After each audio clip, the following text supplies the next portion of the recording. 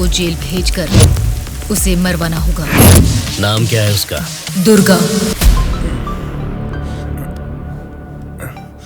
Party office से तो नहीं है।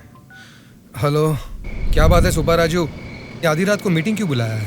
अरे आपको पता नहीं क्या, 10 दिन में इलेक्शंस का रिजल्ट्स है। सर्वे या कुछ तो आया होगा, उसे देख के मैडम को थोड़ा टेंशन आ गया होगा। वही बात है ना? वजह यही होगी सर, और क्या होगा। आधी रात को अचानक मीटिंग रख के आप सबको यहाँ बुलाने के लिए मुझे माफ कीजिए। कोई बात नहीं मैडम, आपके लिए, अपने पार्टी के लिए इतनी तकलीफ तो ले सकते हैं। वैसे इस मीटिंग में क्यों बुलाया हमें मैडम? क्योंकि सभी वोटिंग सर्वेस चेक किए गए हैं। सर्वे में ये पता चला है कि पूरे राज्य की 175 असेंबली सीटों में इस बार सत्ता वाली पार्टी को 40% और विपक्ष की पार्टी को 42% सीट्स मिलने की संभावना है और बचे हुए असेंबली सीटों में इंडिपेंडेंट कैंडिडेट्स के जीतने की आशंका है। इसीलिए इस बार हमारी पार्टी को सरकार बनाने के लिए 10 सीटें हर हाल में चाहिए। इन 10 सीटों को हमें पक्का करना होगा। इसीलिए पूरे राज्य में जितने भी जीतने वाले इंडिपेंडेंट कैंडिडेट्स खड़े होंगे उन सबको हमारी पार्टी में शामिल करना होगा, तभी हम सरकार बना पाएंगे। अब हम सबको क्या करना होगा मैडम? आपके एक इशारे पे आपके लिए काम करने के लिए आपके पीछे 100 लोग हैं जो कुछ भी कर सकते हैं। उनको ठुकरा के इतनी भारी बारिश में अगर आप मुझे ढूंढते हुए आए हैं तो मैं समझ सकता हूँ मैटर कितना सीरियस है। बोलिए ये बादशाह आपके लिए क्या कर सकता है? राज्य भर में जीतने वाले उन इंडिपेंडेंट कैंडिडेट्स के ऊपर हमें जल्द से जल्द ग्राउंड लेवल पर काम शुरू करना होगा। विपक्षी पार्टी कोशिश करे उससे पहले हमें ही उनको खरीदने की कोशिश करनी है। आज इस उम्र में भी इतने सालों से मैं एक विपक्ष की पार्टी ही चला रही हूँ बादशाह। इसीलिए चाहे कुछ भी हो जाए सरकार तो हमारी ही बननी चाहिए बादशाह। आपकी बात सही है मैडम, लेकिन इस दरमियान सरकारी पार्टी से मिला हुआ वो गुंडा दुर्गा हमारी तरफ आने वाले इंडिपेंडेंट्स को अपनी तरफ नहीं खींचेगा, इसकी क्या गारंटी है? काटने वाले कुत्ते को बांध के रखते हैं, इसीलिए इस बार उसके ऊपर नॉन बेलेबल केसेस लगवाकर उसे जेल में बंद रखा है। इसका मतलब हमारे लिए कोई खतरे की बात नहीं है ना मैडम? इस काम को अंजाम देने के लिए तुम्हें एक काम करना होगा। क्या करना है बोलिए मैडम। सेंट्रल जेल में एक कैदी है।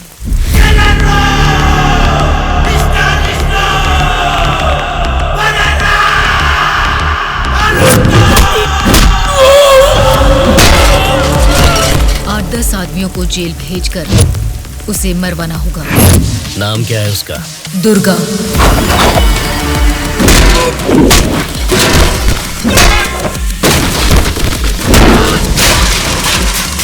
He is the most dangerous animal.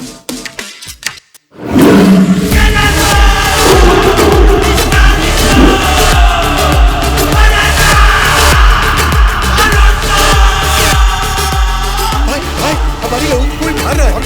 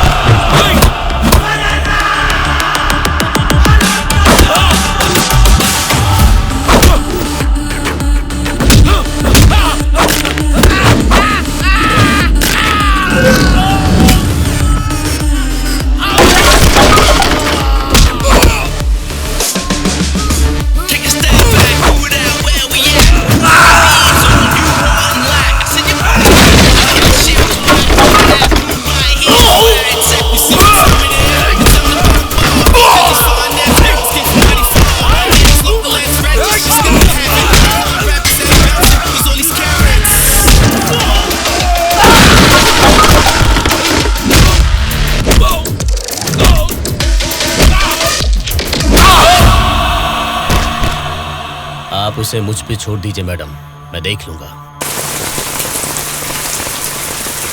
ये जेल है, कोई पबजी खेलने का ग्राउंड नहीं, समझ गया? बोल क्यों नहीं रहा है? क्यों मारा उन लोगों को? नजरें नीची करो। कायदे में रहोगे तो फायदे में रहोगे मुन्ना, नहीं तो मेरे बारे में तुम जानता नहीं हो, सीधे तिहाड़ जेल में फेंक दूंगा। ए, तुम लोग क्या देख रहे हो? इसे ले जाके सेल में डाल दो। जेलर साहब। क्या हुआ बादशाह, बात क्या है? मैं अपने 10 छोकरों को आपके जेल भेज रहा हूँ। इस बार किसे टपकाना है? दुर्गा नाम है उसका। दुर्गा बोले तो वो सरकारी पार्टी का आदमी है ना? हाँ साहब, वही है। उसको उड़ाने के लिए अपोजिशन वालों से कितना लिया है और उसमें मेरा कमीशन कितना है? हमेशा की तरह आपके अकाउंट में ट्रांसफर हो जाएगा। स्टेट में इस बार भी हमारी सत्ता आने वाली है, इसलिए कल मेरे फार्म हाउस पर आप सबके लिए एक पार्टी रखी है। Hello sir, CM sir. Central jail से जेलर मधुसूदन बोल रहा हूँ सर। आपको एक खास बात बताने के लिए ही मैंने फोन किया। क्या बात है, बोलो। जेल में आए हुए आपके लोगों को मारने के लिए अपोजिशन वालों ने सुपारी दिया है सर। अगर आपको आपके लोगों की जरूरत नहीं है तो मैं बीच में नहीं आऊंगा, लेकिन अगर आपको इनकी जरूरत अभी भी है तो अपनी जान पर खेलकर भी मैं उन्हें बचा लूंगा। अब आप बताइए, आप किन लोगों को मैं बचा लूं या फिर उनके हवाले छोड़ दूं? मुझे जरा 10 मिनट का टाइम दीजिए। ठीक है सर, मैं आपके कॉल का इंतजार करूंगा।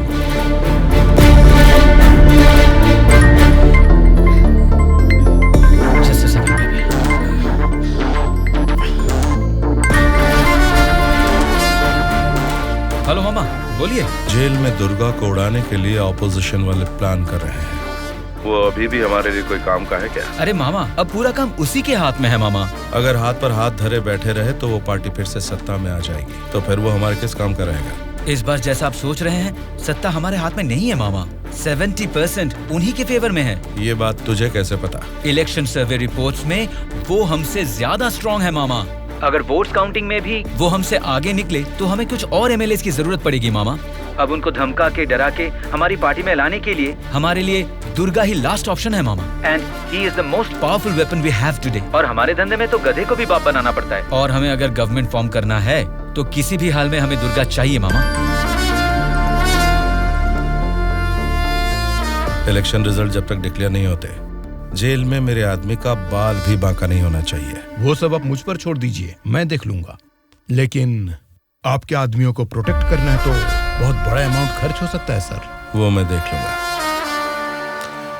सर, मेरा एक छोटा सा डाउट है सर। क्या डाउट है? आपने दुर्गा को मरवाने के लिए पैसे लिए थे ना, अब बचाने के लिए पैसे ले रहे हैं। ये बात मेरे पल्ले नहीं पड़ी सर, मुझे थोड़ा कंफ्यूजन हो रहा है। पागल कहीं। इसी को अंग्रेजी में पॉलिटिक्स बोलते हैं और हमारी भाषा में बोलते हैं राजनीति, समझे?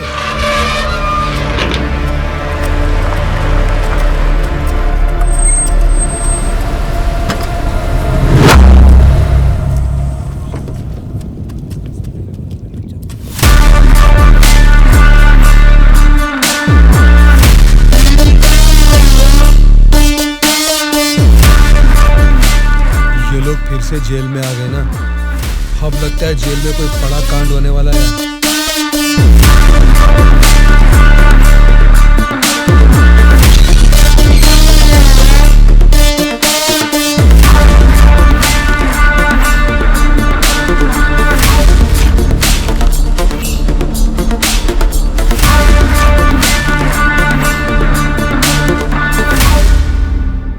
उसे कब मारने का सोचा है? हो सके तो आज ही।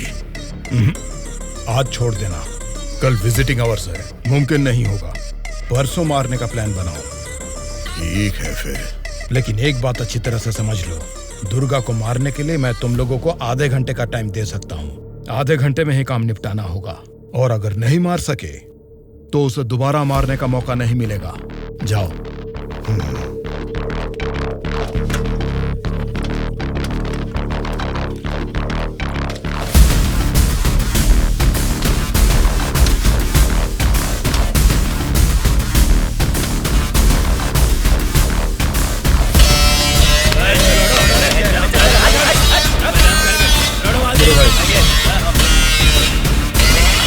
आगे चल। अल्लाह, ये सुना नहीं क्या?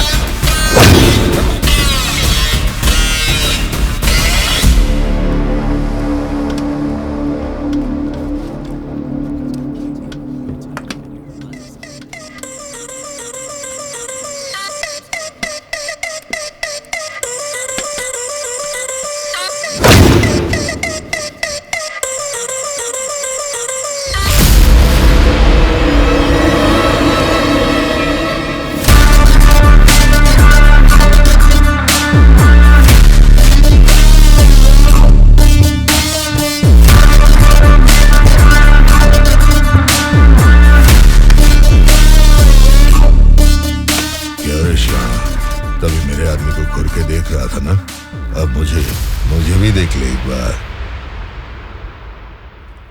ए, बहरा है क्या? आंखें निकाल कर गोटियां खेलूंगा। ए, बोलना।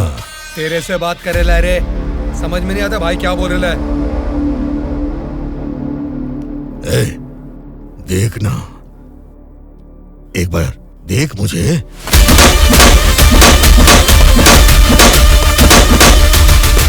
मेरे बारे में तुम जानते नहीं हो, सीधे तिहाड़ जेल में फेंक दूंगा।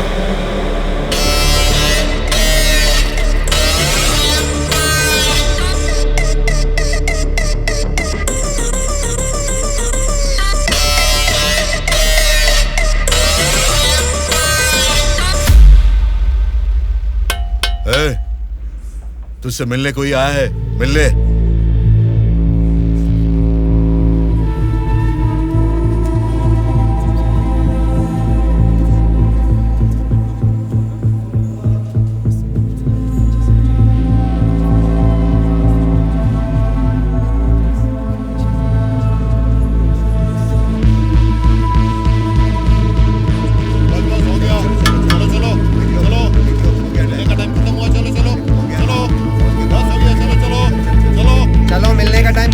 चलो निकलो यहाँ से, चलो टाइम हो गया। चल शिवा तू निकल, मैं बाद में ध्यान रख अपना।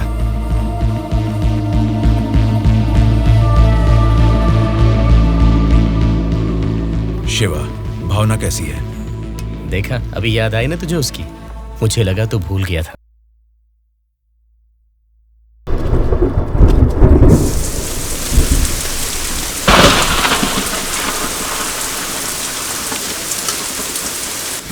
दुर्गा वॉशिंग एरिया में है, बिना गड़बड़ किए उसे टपका देना।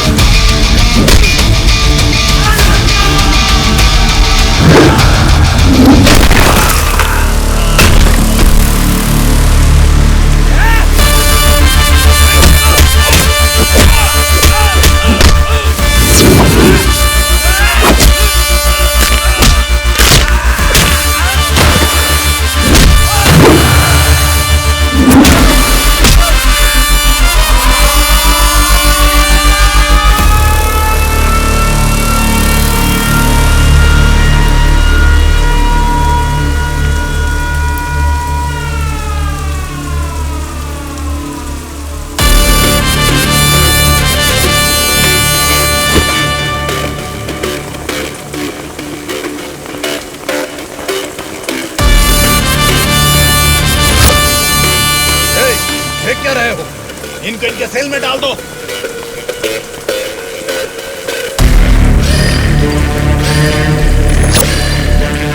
हाँ जेलर साहब। यो बादशाह, तुम और 10 लोगों को भेजोगे ना तो भी जेल में उस दुर्गा को नहीं मार सकोगे। क्या हुआ जेलर साहब? क्या हुआ है? तुमने जिन 10 लोगों को भेजा उन्हें उसने कुत्ते की तरह पीटा। मुझे तो लगता नहीं है उनमें से एक भी जिंदा बचेगा। आइंदा जेल के अंदर ऐसी बचकानी हरकत मत करना। जेल के बाहर ही निपटाओ। प्लानिंग जेल के बाहर करो। रखो फोन।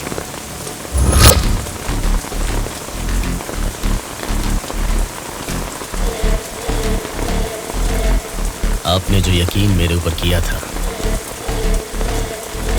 मैं उससे निभा नहीं पाया मैडम।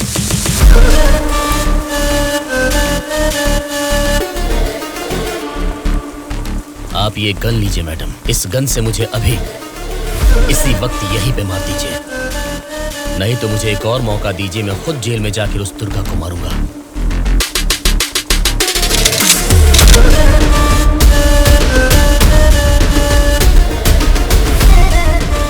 अगले हफ्ते इलेक्शन के रिजल्ट आने वाले हैं।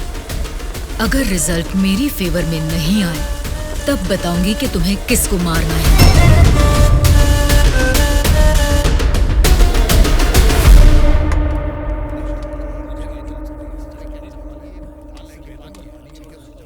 मेरा नाम दुर्गा है। सूर्या। कल मुझे बचाने के लिए थैंक्स।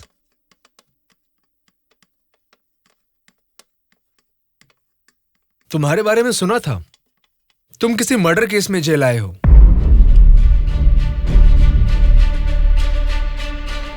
सूर्या, अगर तुम मेरे साथ काम करना चाहते हो तो कहो, मैं तुम्हें इस जेल से बाहर निकाल सकता हूं और तुम्हारे ऊपर जितने केसेस हैं वो सब मिटा सकता हूं। वो कैसे? मेरी सरकार में अच्छी जान पहचान है। अगर तुम हमारे साथ काम करना चाहते हो तो कहो, हमारी पार्टी सत्ता में आते ही तुम्हारे ऊपर से सारे केसेस हटवा दूंगा। तुम सच में मेरे ऊपर से वो केस निकलवा दोगे तो मैं तुम्हारे साथ मिलकर कुछ भी करने के लिए रेडी हूं। तो आज से हम दोनों फ्रेंड्स। हाँ।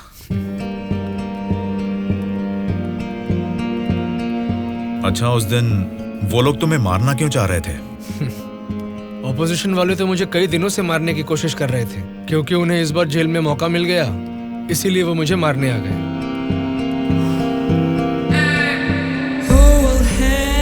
अगर उस दिन वो लोग तुम्हें मार देते तो? क्या होता? जेल में तुम्हारे जैसे अच्छे फ्रेंड को खो देता हूँ।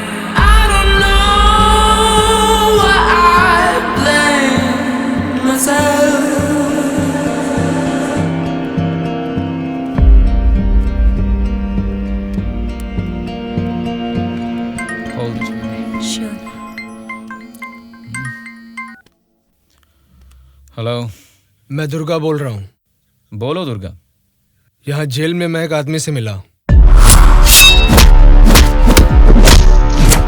किसी छोटे मोटे मर्डर केस में अंदर आया है, लेकिन उसकी हिम्मत अलग ही लेवल की है भाई। वो तो ठीक है, लेकिन क्या वो हमारे काम आएगा? बेशक वो हमारे काम आएगा भाई। ठीक है, इस बार इलेक्शन रिजल्ट्स अगर हमारे फेवर में नहीं आए तो तुम्हें बाहर आना पड़ेगा। ठीक है भाई। तब मैं मामा से बात करके तुम्हारे साथ उसको भी बाहर लाने का प्लान करूंगा।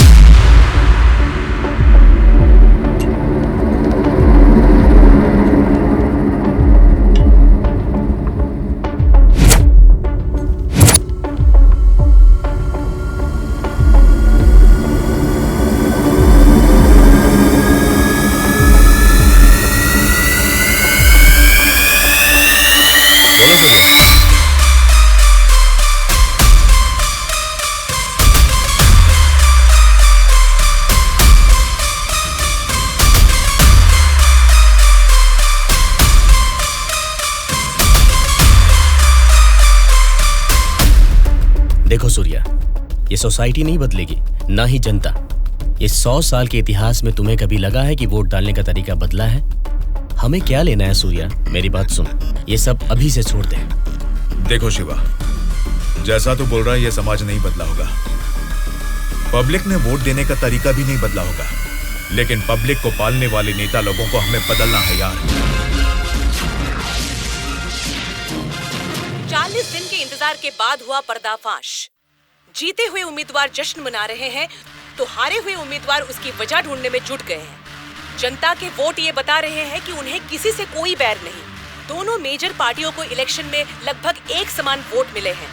राज्य के पूरे 120 असेंबली सीटों में से सरकारी पार्टी को 48 सीट मिले हैं, वहीं ऑपोजिशन पार्टी को 52 सीट मिले हैं। बाकी 20 सीटें इंडिपेंडेंट एमएलएस को मिले हैं और वो ही तय करेंगे कि राज्य में सरकार किस पार्टी की बनेगी।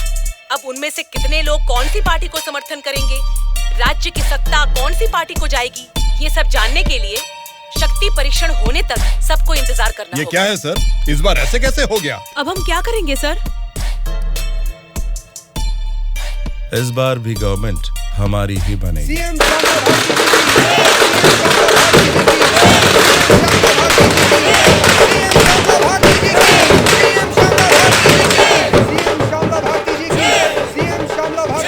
मैडम, इस बार सरकारी पार्टी से आपकी पार्टी लीड में है, इस बार में आपका क्या कहना है? जनता को अब हमारे ऊपर यकीन आ गया है, इसलिए इस बार हमारी पार्टी लीड में है। Thank you. श्यामला भारती जी की, सीएम श्यामला भारती जी की, सीएम श्यामला भारती जी की, सीएम श्यामला भारती जी की, सीएम श्यामला भारती जी की, सीएम श्यामला भारती जी की, सीएम श्यामला भारती जी की, सीएम श्यामला भारती जी की।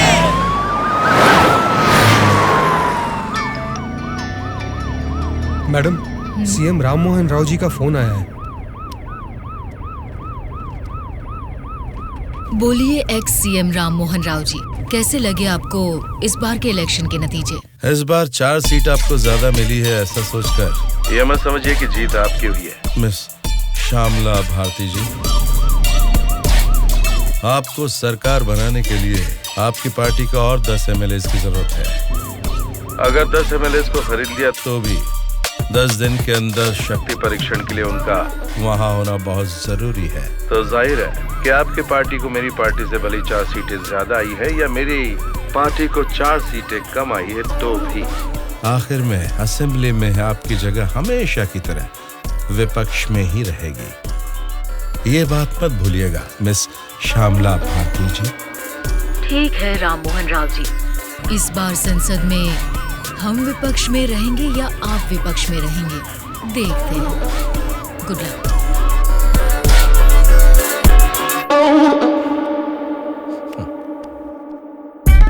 ये जानते हुए कि हमारी पार्टी लीड में है, ये राम मोहन राव कॉन्फिडेंटली कह रहा है कि हमारी पार्टी जीत नहीं सकती। इससे ये साफ पता चलता है कि हमारी पीठ पीछे साजिश हो रही है। हम एक लीडिंग पार्टी है, हमें हमारी पार्टी को सत्ता में लाने के लिए उन 20 इंडिपेंडेंस को हमारी पार्टी में लाने का कोई न कोई तरीका ढूंढना होगा। हमें उन 20 लोगों को जल्द खरीदना होगा मैडम, और उसका केवल एक ही रास्ता है। कौन सा रास्ता? अनंतगिरी में 20 साल से ना हारने वाले कल्याण प्रसाद को हमें सबसे पहले खरीदना होगा मैडम। उसी को क्यों?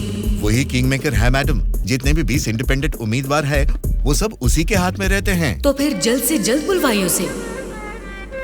कल्याण प्रसाद को फोन करके कहो कि तुरंत मेरे फार्म हाउस पर आकर मुझसे मिले। ओके? ठीक है सर।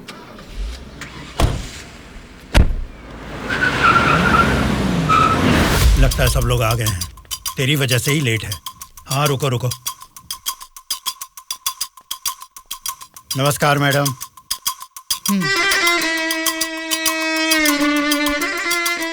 मैडम, डायरेक्टली पॉइंट पर बात करेंगे, इससे दोनों का टाइम बचेगा। मैं भी सीधे पॉइंट पर आकर बात करूंगी। आपके 20 एमएलएस को हमारी पार्टी को समर्थन देना होगा। इसके लिए आपके एक एक एमएलए की कीमत बताइए। एक एक एमएलए ने अपने मतदान क्षेत्र में जीतने के लिए तकरीबन 50 करोड़ रुपए खर्च किए हैं। एक एक एमएलए को 100 करोड़ दे दीजिए। क्या मतलब? एक एक एमएलए को 100 करोड़? मतलब इसके हिसाब से 20 एमएलए को 2000 करोड़? हाँ मैडम।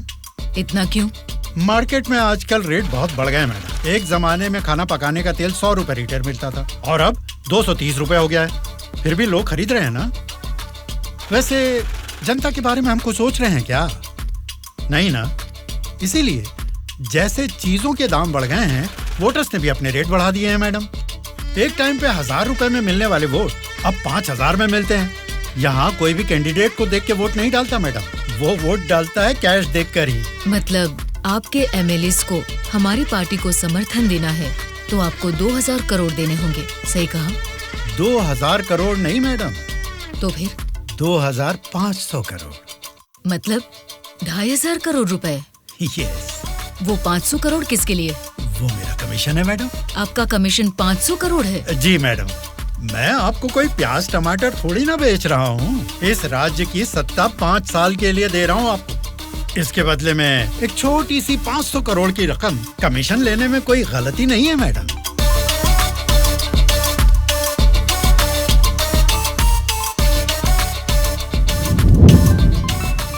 सत्ताधारी पार्टी का फोन। अगर मेरा प्रपोजल आपको जमता है तो फोन काट दूंगा, और नहीं तो इस बार फिर से उन्हीं की सरकार बनेगी। सोच लीजिए। सर, कल्याण प्रसाद जी मेरा कॉल कट कर रहे हैं सर। फिर से ट्राई करो। Okay sir.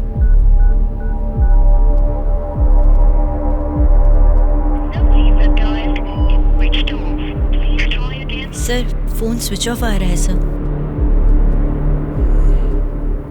ठीक है, उसे वॉइस मैसेज भेज दो। Okay sure sir. आपने 2500 करोड़ मांगे जो मैं दे रही हूँ। कोई गलती नहीं होनी चाहिए। शक्ति परीक्षण वाले दिन हमारे 20 एमएलए आपके पीछे दुम हिलाते हुए चलेंगे। आप जहाँ साइन करवाएंगी वहाँ करेंगे। अब आप सीएम पद की शपथ लेने के लिए तैयारी कीजिए मैडम। लेकिन उसके पहले हमें एक काम करना है। वो क्या है मैडम? आपने मुझसे हाथ मिला लिया है, ये खबर राम मोहन राव को जरूर पता चल जाएगी। हमें हमारे एमएलएस को सेफ रखना होगा।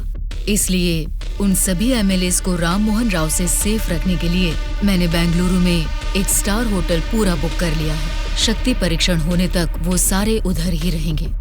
आपके एमएलएस के साथ हमारे एमएलएस को भी मिलाकर उधर भेजेंगे तो वो सब साथ में वहाँ सेफ रहेंगे।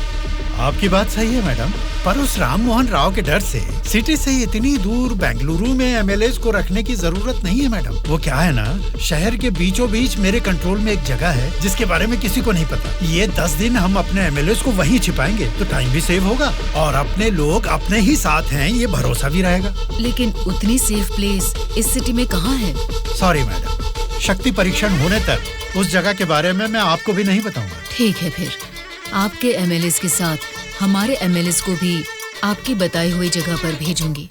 देखना कोई भूल ना हो। Okay madam. सत्या। हाँ सर। सर, श्यामला भारती जी ने कल्याण प्रसाद जी को 2500 करोड़ में खरीद लिया। अब हमारी हालत क्या होगी सर? हमारी सरकार गिर गई क्या? सर, इलेक्शन में मैंने 100 करोड़ खर्च किया, अब मेरा क्या होगा सर? बताइए सर, क्या होगा? बस चुप हो जाओ। परेशान होने की जरूरत नहीं है। शक्ति परीक्षण में अभी टाइम है। मैं जानता हूं मुझे क्या करना है। आपकी बात मुझे समझ आ गई।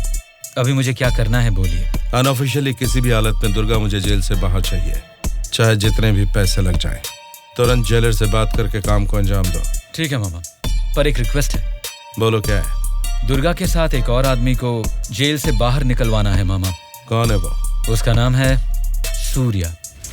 उसकी गट्स, उसकी हिम्मत, वो अलग ही लेवल की है। हो सकता है, लेकिन किसी भी अनजान आदमी के ऊपर इस तरह से आंख मूंद कर भरोसा कैसे कर सकता हूं? ये स्टेट गवर्नमेंट का मामला है। अगर कुछ गलत हो गया तो मेरा पूरा पॉलिटिकल करियर खत्म हो जाएगा। मेरा यकीन कीजिए मामा, हमारे गवर्नमेंट को गिरने से बचाने के लिए इस ऑपरेशन में दुर्गा से ज्यादा वो ही एक्टिवली काम करेगा। ठीक है, अगर तुम उसकी इतनी तारीफ कर रहे हो तो काम खत्म होते इन दोनों को फिर से जेल में डाल दूंगा। मैं भी उससे जरूर मिलना चाहूंगा।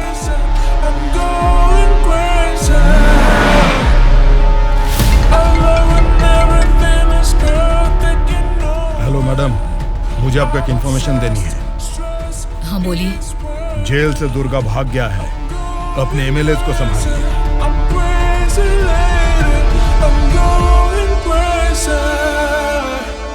इनको अभी छोड़ के आपने वो पार्टी को इन्फॉर्मेशन क्यों दे दिया सर? वो लोग आपस में लड़के मरेंगे तो ही ना हम जैसे लोग सेफ रहेंगे।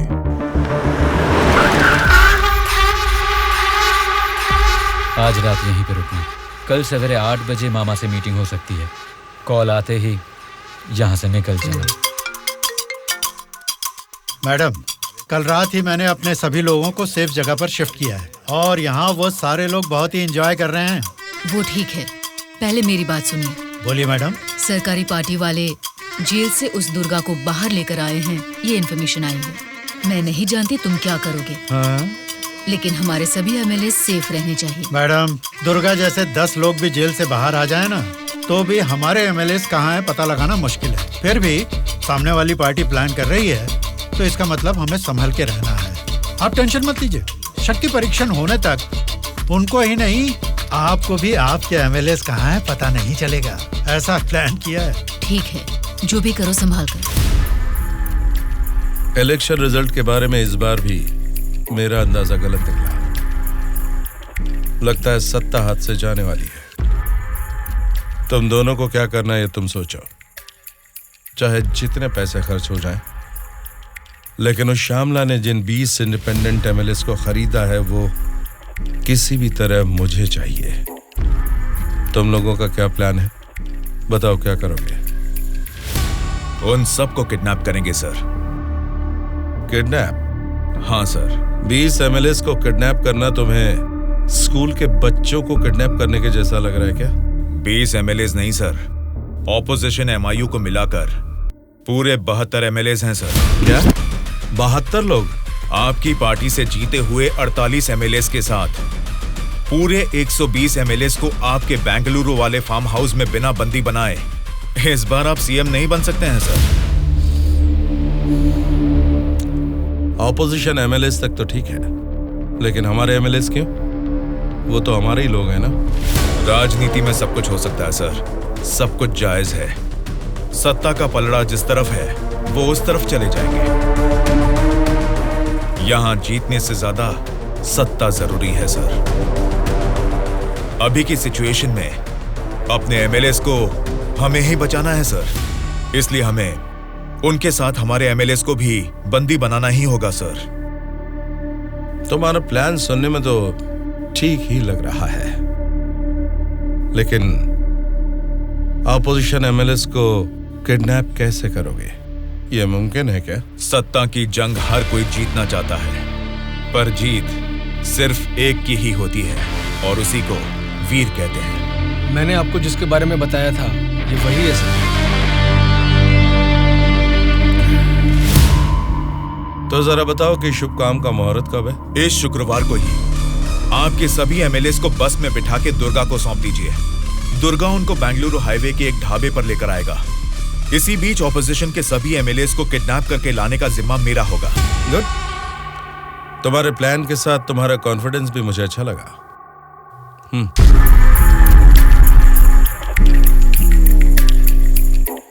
इस बैग में 2 करोड़ है, इसे सिर्फ एडवांस ही समझो। जैसा सोचा है, अगर काम वैसा ही हुआ तो तुम्हारे ऊपर जितने भी केस हैं उनको हटाने के साथ ही इस तरह के कई बैग्स तुम्हें मिलेंगे। इस बार भी आप ही सीएम पद की शपथ लेंगे, उसके लिए तैयार रहिए।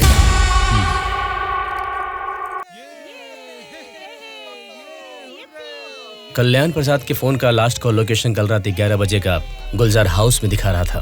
तभी से लेके अब तक वो किसी के टच में नहीं है।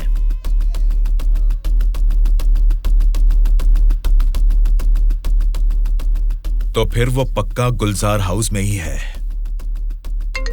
हाँ बोलो। मैडम, आपके लिए एक बैड न्यूज है। गुलजार हाउस में ठहरे हुए आपके सभी एमएलएस को सत्ता वाली पार्टी के लोग किडनैप करने की कोशिश कर रहे हैं। आप फौरन उनको वहां से कहीं और शिफ्ट करवाइए, नहीं तो सीएम नहीं बन पाएंगी। लेकिन तुम कौन हो? आपका हितैषी हूं।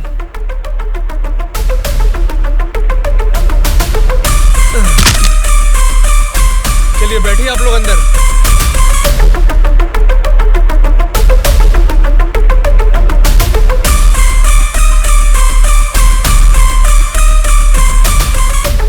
बोलिए मैडम। कहाँ हैं आप? मैं नहीं बता सकता। मैं सीरियसली कुछ पूछ रही हूँ, उसका सीधा जवाब दीजिए। मैं भी सीरियसली ही बोल रहा हूँ मैडम, नहीं बता सकता। आप सब गुलजार हाउस में हैं, ये बात मैं अच्छी तरह से जानती हूँ। वो कैसे मैडम? गूगल मैप पे भी सर्च करने पर इस जगह के बारे में किसी को पता नहीं चलता। सिर्फ मुझे ही नहीं, बल्कि सरकारी पार्टी वालों को भी पता है कि आप सब कहाँ छुपे हो। अब क्या करें मैडम? उनके वहाँ पहुँचने से पहले निकलो वहाँ से और अपने साथ सभी एमएलएस को वहाँ से शिफ्ट कर दो। लेकिन अभी के अभी इतने एमएलएस को कहाँ शिफ्ट करेंगे मैडम? मैं बस भेज रही हूँ, मेरे बैंगलोर वाले रिसोर्ट में शिफ्ट हो जाओ। समझ गए तुम? समझ गया।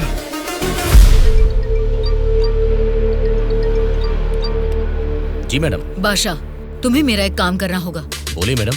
हमारे सभी एमएलएस को हम अर्जेंटली एक बस से बैंगलोर रिसोर्ट में शिफ्ट कर रहे हैं। हमारी बस सेफली बैंगलोर पहुंचे तब तक तुम्हें उसे फॉलो करना है। ठीक है मैडम। तुरंत अपने आदमियों के साथ बैंगलोर हाईवे पर वेट करो। Okay madam.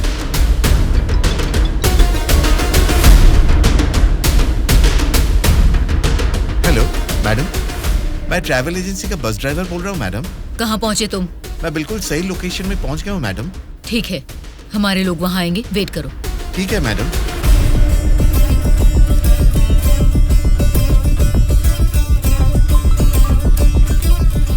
हाँ बोलिए मैडम। बस आ गई है, आप सब तुरंत वहाँ से निकल जाइए। ठीक है मैडम। बस आ गई है, चलिए सब लोग बस में बैठिए।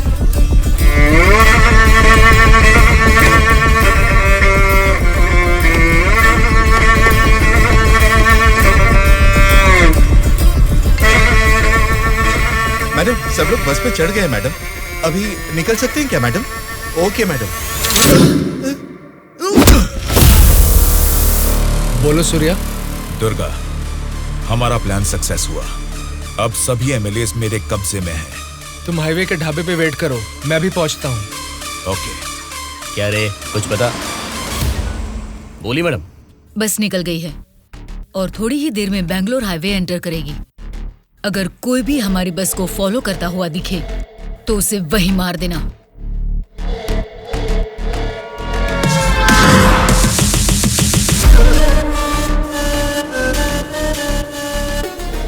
मैडम, हमारे एमएलएस की बस अभी सामने से क्रॉस हो गई है। तुम ध्यान से हमारी बस को फॉलो करना, ठीक है? ठीक है मैडम। ए चलो रे।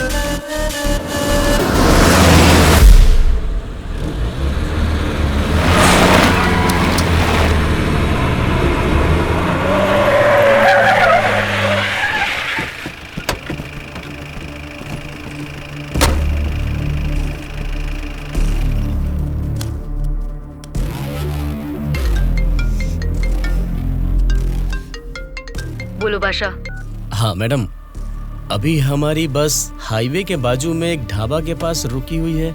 नाइट जर्नी है ना बादशाह, चाय कॉफी पीने के लिए रुके होंगे। अब इतना भी फोन करके बताओगे? Madam madam.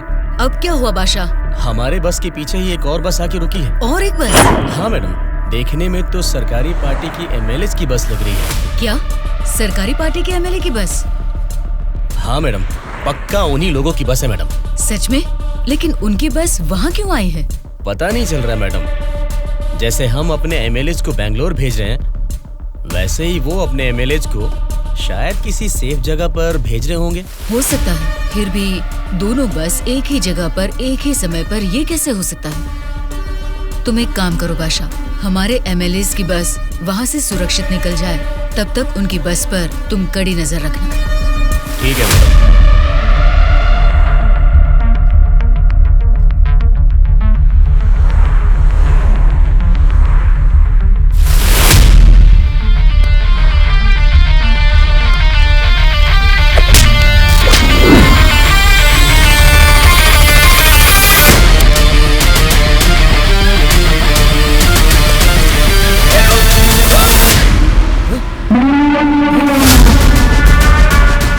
बोलो बादशाह। हमारे बस ड्राइवर ने सरकारी पार्टी के बस ड्राइवर दुर्गा को मार के उनकी बस को भी हमारे बस ड्राइवर ही ड्राइव करके ले जा रहे हैं मैडम। व्हाट? उनकी बस को हमारे ड्राइवर क्यों ले गए हैं? मुझे भी कुछ समझ में नहीं आ रहा मैडम। ठीक है, मैं अपने ड्राइवर को फोन करके पता लगा लूंगी। पहले तुम हमारी बस को फॉलो करो। Okay madam. Hello madam. Anwar, क्या कर रहे हो तुम लोग? कुछ लोग आके मुझे मार के हमारी बस को लेके गए मैडम। बोली मैडम। बादशाह, वो लोग अपने ड्राइवर नहीं हैं, कोई क्रिमिनल्स हैं। उनका पीछा करो। Stop them right now. ठीक है मैडम।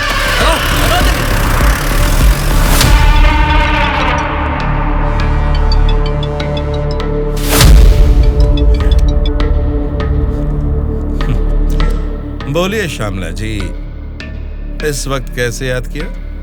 बड़े रिलैक्स्ड मूड में लग रहे हैं आप। एक शॉकिंग न्यूज सुनाऊं आपको? बताइए, क्या है वो? अभी तक मैंने सोचा कि संसद में आपके और मेरे बीच में स्पर्धा है, लेकिन हमारी इस स्पर्धा में किसी तीसरे ने एंट्री ली है। उसने क्या किया है अगर ये आपको बताऊंगी तो बहुत बड़ा झटका लगेगा। वो तीसरा कौन है और उसने क्या किया है ये आप बताएंगी, तभी तो पता चलेगा कि मुझे बड़ा झटका लगेगा या नहीं। जेल में से आपने एक जानवर को बाहर निकलवाया मिस्टर राव। उस जानवर को मारकर उस तीसरे ने हमारे एमएलएस के साथ आपके एमएलएस को भी किडनैप करके वहाँ से भाग गया है मिस्टर राव। अगर मुझे पता चला कि उस तीसरे और आपके बीच में कुछ कनेक्शन है तो मेरी एक बात याद रखना, आपका पॉलिटिकल करियर मैं पूरी तरह से बर्बाद कर दूंगी मिस्टर राम मोहन राव।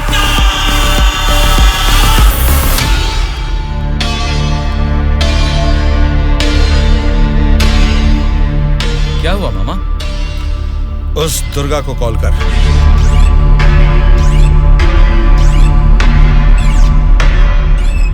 वो फोन नहीं उठा रहा है। उसके फ्रेंड को कॉल कर।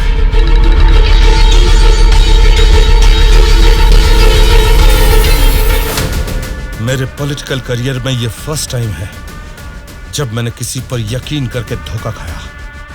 बोल कौन है रे तू?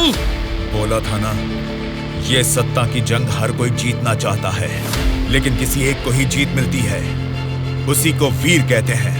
अब वो जंग शुरू हो चुकी है। वीर कौन है और वो जंग किस मकसद से कर रहा है, आगे आगे तुमको सब समझ में आएगा। तब तक के लिए वेट एंड सी।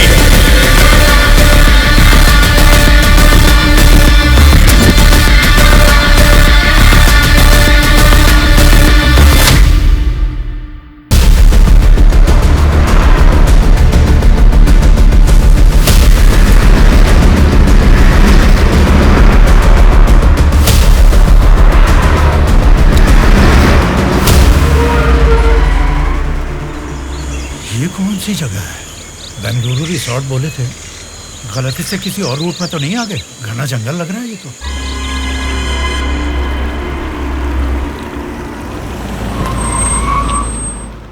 सर वो क्या है कि तुम पर भरोसा करके काम सौंप दिया, इसके लिए तो मुझे खुद को जूते मारने चाहिए। अपना ये चेहरा फिर मुझे कभी मत दिखाना। पता नहीं कहां से एक अनजान आदमी को लाकर मेरे सर पर बैठा दिया। अब देखो उसने क्या किया है। सॉरी मामा। मर जाओ जाकर। उस डीजीपी को फोन करके फार्म हाउस में आने के लिए कहो। ओके मामा। क्या रे, हमारी पार्टी ज्वाइन करने के लिए इस जंगल में आ गए तुम लोग? अरे जब लीड में हम हैं तो तुम्हारी पार्टी में आने की नौबत क्यों आएगी हमें? लीड में हम हैं बोलकर तुम सब लोग हमारी पार्टी में आ गए। देख लो, कुछ अकल है कि नहीं? वाली लीड नहीं, जीतने वाली भी अपनी ही पार्टी है। रुक जाओ, क्या है ये? इतना शोर कर रहे हो? आपस में लड़के कुछ नहीं मिलने वाला। हमें कुछ भी बोलिए, लेकिन हमारी पार्टी को कुछ मत बोलना। समझ गए? जरा सामने आओ और अपनी पार्टी की ताकत दिखाओ।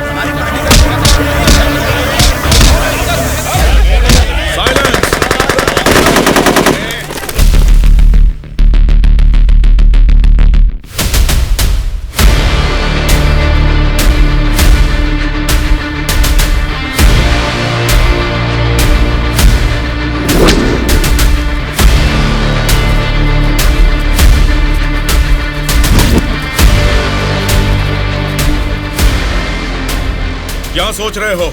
जैसे जी में आ रहा चिल्ला रहे हो, अपनी मर्जी से आपस में लड़ रहे हो। ये तुम्हारी असेंबली नहीं है, ये जंगल है। मेरा जंगल, मेरा जंगल, मेरा जंगल। यहाँ कोई स्पीकर नहीं होगा, माइक नहीं होगा, ना ही वॉकआउट होगा। हम सब हाईवे से तकरीबन 250 किलोमीटर की दूरी पर घने जंगल में हैं।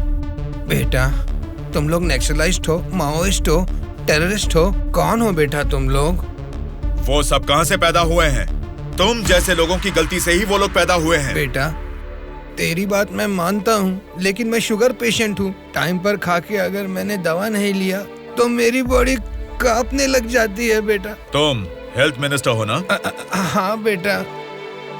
तुम्हारे पास बड़े हॉस्पिटल्स हैं, फिर भी तुम्हें ये सब बीमारियां हैं, तो तुम पब्लिक का भला कैसे करोगे? बेटा, हमारे पेट में चूहे दौड़ रहे हैं, पहले कुछ खाने के लिए तो दे दीजिए।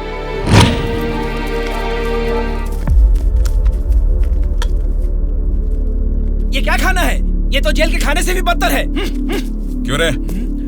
तेरी राशन की दुकान में यही चावल तो बिकता है, फिर वो लोग कैसे खाते होंगे, कभी सोचा है?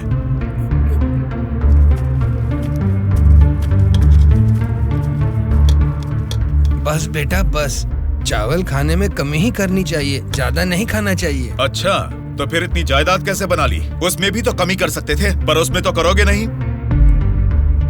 देखो बेटा, तुम्हारी बातें और करतूतें तो कमाल की हैं, लेकिन कमी है तो बस चेहरा नहीं दिखाया तुमने, जरा वो भी दिखा दो। तुझसे देखा नहीं जाएगा। बाप रे, इतना डरावना है तुम्हारा चेहरा? तो फिर देखो। हाँ तो फिर दिखाओ ना।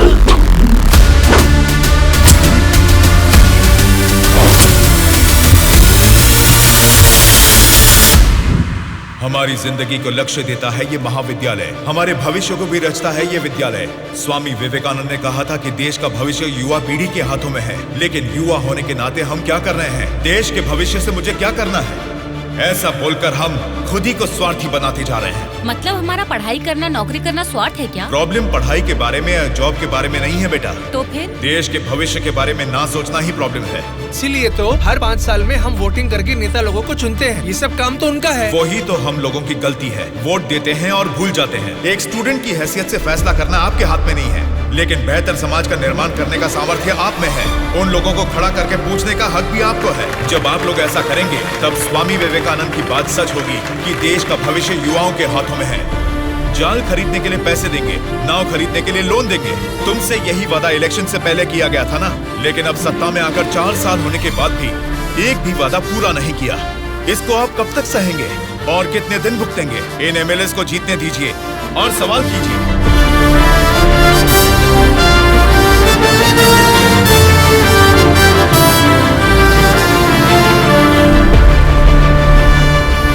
18 साल की उम्र होने के बाद ही हमारे देश में मतदान का हक क्यों दिया जाता है जानते हो? ताकि हम एक सही नेता को चुन सके। लेकिन हम क्या कर रहे हैं? हम बिना सोचे समझे और उनसे पैसे लेकर वोट डाल रहे हैं। अगर ऐसा ही चलता रहा तो कल को आपके बच्चे और फिर उनके बच्चे, हर किसी को इसी तरह की परेशानी होगी। हमें अब बिना सोचे समझे और पैसे लेकर वोट डालने की इस प्रथा को खत्म करना ही होगा। और अगर हमने ऐसा नहीं किया तो सबका नाश निश्चित है। आने वाली पीढ़ी को हम ये बताएंगे कि वोट की जो ताकत है उससे सरकार बदल सकते हैं। जनता की सच्चाई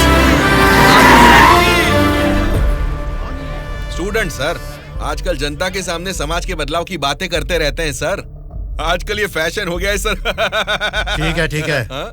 उसके भाषण की वजह से अपनी इमेज डैमेज नहीं होनी चाहिए। सर, हमें उनकी परवाह नहीं करनी चाहिए, वो लोग कुछ प्रॉब्लम नहीं करेंगे सर। अपने किसी आदमी को बोलो इन पर जरा नजर बनाए रखे। Okay sir. दिल्ली से आते ही इनके बारे में कुछ करेंगे। क्या बताऊं बेटा, इस गांव की समस्या वैसे की वैसी ही है। हमारी समस्याओं को सुनने के लिए कोई वार्ड मेंबर नहीं आता है। सरपंच को तो दिखा ही नहीं, कॉर्पोरेटर काम नहीं करता, और एमएलए के लिए क्या बताऊं, 4 साल पहले हमने उनको जिताया, वो तो ऐसे गायब हुए जैसे गधे के सर से सिंह। उनसे मिलने जाओ तो लात मार के भगा देते हैं।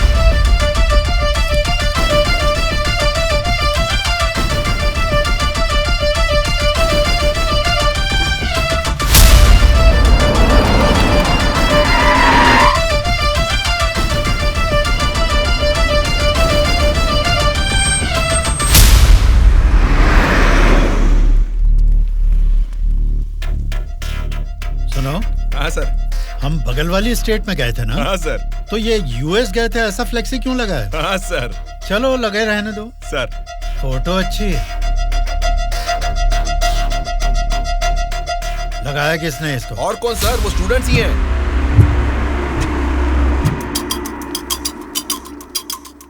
इन पोस्टर्स को देखकर वो एमएलए पक्का रिएक्ट करेगा। रिएक्ट तो करेगा, पर कैसे रिएक्ट करेगा वो पता नहीं चल रहा। जैसा भी रिएक्ट करें, कोई भी प्रॉब्लम आने तो हम सबका सामना कर लेंगे साथ में। जैसा आपने सोचा वैसा नहीं होगा। शक्ल से तो पढ़े लिखे लगते हैं, पढ़ाई की है तो नौकरी, अच्छी नौकरी कर लेते। ऐसे पेस्ट लगा के पोस्टर लगाने की गंदी हरकतें क्यों कर रहे हैं आप लोग? ये पॉलिटिक्स के चक्कर में क्यों फंस रहे हैं? ये एक दलदल है, एक बार इसमें उतर गए ना तो फिर इससे बाहर नहीं निकल पाओगे, समझ गए ना? मतलब आपके नजर में वोटर की कोई वैल्यू नहीं? अरे बहुत सही कहा आपने। आपकी नजर में वोटर की बड़ी कीमत है, लेकिन हमें वोट की कीमत पता है। यही फर्क है आपकी और हमारी सोच में। एक बार वोट मिल गया ना, फिर वोटर को कौन पूछता है? 5 साल के लिए हम ही राजा, हम ही मंत्री। मतलब आपसे सवाल करने वाला कोई नहीं है क्या? अब तुम ही बताओ, जो लोग पैसा लेकर वोट डालते हैं उनको सवाल पूछने का अधिकार है? अभी जो भी हो रहा है वो इलेक्शन नहीं है, कलेक्शन है। हम वोट कलेक्ट करेंगे, वो पैसे कलेक्ट करेंगे। एक एक वोट का 5,000, 1.5 लाख वोट हैं, मतलब 75 करोड़। उसके साथ दारू, बिरयानी, नाच गाना, पोस्टर, पब्लिसिटी, इनके अलावा हमारे नेता को मिलने वाले गिफ्ट्स। बाप रे, तकरीबन 150 से 200 करोड़ खर्च होता है। अब इस खर्चे को प्रॉफिट में बदलना है, 200 करोड़ का 1000 करोड़ बनाना है। ये सब करने में ही 5 साल निकल जाएंगे। फिर जनता की सेवा करने का टाइम कहाँ रहेगा? वैसे वोट बेचने वाले की हम सेवा क्यों करें? उसको पूछने का हक नहीं है, क्योंकि उसने तो अपना वोट बेच दिया है। इसलिए मैं तुम लोगों को आखिरी बार बोल रहा हूँ, सड़क छाप गुंडागर्दी से जिंदगी शुरू की थी, अब स्टेट मिनिस्टर हूँ। मुझे फिर से गुंडा बनने पर मजबूर मत करो। इलेक्शन नजदीक आ रहे हैं। पिछली बार वोट के लिए 5,000 मांगे थे, इस बार 10,000 मांगेंगे। हमें इसके लिए तैयार रहना है। यहाँ वोट के लिए ही नहीं, सीट के लिए भी पैसे देने हैं। पार्टी हाईकमांड मेरी परवाह नहीं करेगी तो मुझे बहुत दिक्कत हो जाएगी। मेरे रास्ते से हट जाइए। इसके बावजूद भी अगर किसी ने रोका तो तुम सबकी डेट ऑफ बर्थ तो अलग अलग है, लेकिन डेट ऑफ डेथ एक हो जाएगी, याद रखना। चलता हूँ। डार्लिंग, सब अच्छा ही हुआ है। टी स्टेट का एडवांस दे दिया है। अगले महीने इलेक्शन है, उसके बाद रजिस्ट्री होगी। ऊटी टी स्टेट की तुम ही मालकिन हो। तुम्हारा सर देखो। आपकी नजर में वोटर की बड़ी कीमत है, लेकिन हमें वोट की कीमत पता है। एक बार वोट मिल गया ना, फिर वोटर को कौन पूछता है। 5 साल के लिए हम ही राजा, हम ही मंत्री। आज की ब्रेकिंग न्यूज, हम आपके सामने एमएलए कल्याण प्रसाद जी की बेईमानी का खुलासा करने वाले हैं। टीवी देखिए सर। जो लोग पैसा लेकर वोट डालते हैं, उनको सवाल पूछने का अधिकार है। अभी जो भी हो रहा है वो इलेक्शन नहीं है, कलेक्शन है। तो तुम सबकी डेट ऑफ बर्थ तो अलग अलग है, लेकिन डेट ऑफ डेथ एक हो जाएगी, याद रखना। खुद कल्याण प्रसाद जी के मुंह से ये बातें सुनने के बाद उन्हें मिनिस्टर के पद से ही नहीं, बल्कि पार्टी के हाई कमांड ने उन्हें पार्टी से भी सस्पेंड कर दिया है। आपको बिना बताए पद से निकाल दिया, ये तो नाइंसाफी है सर। क्या नाइंसाफी है रे? हाँ, मैं एक बड़ा बदमाश हूँ, ऐसा ही बोलकर इन्होंने वीडियो में मान लिया। सब लफंगे लोगों के ये बड़े नेता हैं। लो खाओ, सब ठूसो। और काम भी क्या है? खाना और सोते रहना। और बचा ही क्या है? बाप रे बाप, कितने सपने दिखाए थे। ऊटी में टी स्टेट लूंगा, कर्नाटक में कॉफी स्टेट लूंगा, अगले इलेक्शन में जीतूंगा तो मैं होम मिनिस्टर बनूंगा, तुम होम मिनिस्टर की बीवी बनोगी, बाद में सीएम और मैं सीएम की बीवी। क्यों जी, तुम तो मुझे सीएम की बीवी बनाना चाहते थे, तुम तो खुद ही सीएम नहीं बन पाए। अभी देखो, नालायक की बीवी बनकर बैठी हूँ यहाँ पर। मैं सोच रही थी सीएम की बीवी बनने के लिए क्या करना पड़ेगा। देखते क्या हो जी, बताओ ना क्या करना है। बहुत बोल चुके हो, आप जाओ। अरे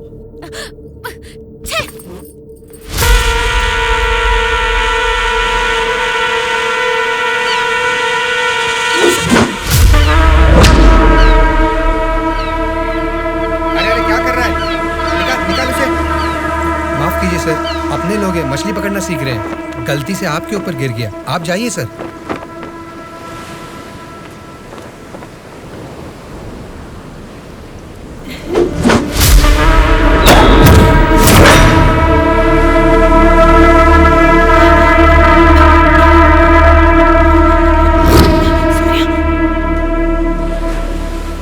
सर, मछली पकड़ते समय समुंदर में सब मछलियां तो नहीं पकड़ सकते ना सर।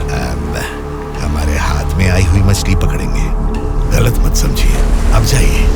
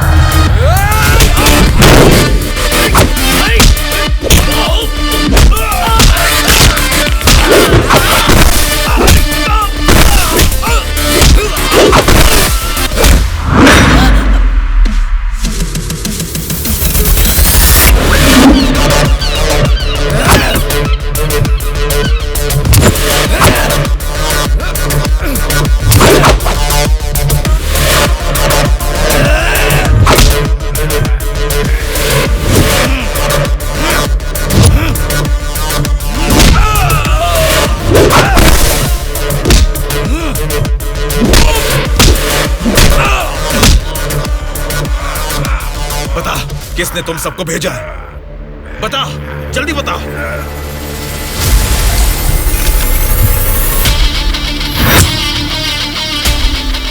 इतना हैरान क्यों है? मरा हुआ आदमी तेरे सामने जिंदा कैसे खड़ा है, यही सोच रहा है ना तू? मुझे मारना तेरे बस की बात नहीं है, ना ही तेरे बाप से हो पाएगा। वोट देना हर एक का हक है, उसे पैसे देकर मत खरीदो।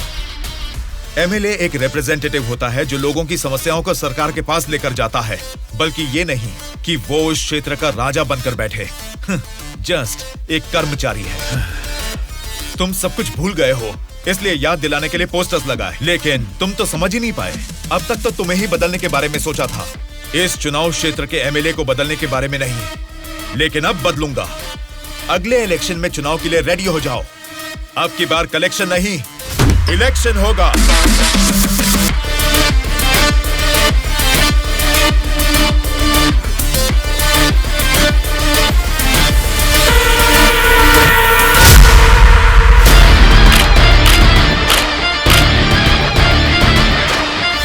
Vote for Vinay, vote for Vinay. इसका नाम विनय है। अब हमारे चुनाव क्षेत्र से इंडिपेंडेंट उम्मीदवार के रूप में कल्याण प्रसाद जी के सामने खड़ा हो रहा है। यही पैदा हुआ है, आपकी तकलीफें जानता है, पैसे देकर आपका वोट नहीं खरीदेगा, लेकिन आपके द्वारा डाले गए हर एक वोट को इंसाफ दिलाएगा। इसे जिताकर तुम सब जीतना चाहते हो, या फिर उस कल्याण प्रसाद को वोट डालकर अगले 5 साल के लिए गुलाम बनकर जीना चाहोगे? ये आपकी मर्जी है। भैया अभी तक पैसे लेके वोट देते थे, लेकिन अब भले काम के लिए वोट देंगे हम। अभी तक हमें कोई ऐसा नहीं मिला जो हमारा साथ दे। आप खड़े हो भैया, इस बार हम वोट आप ही को देंगे।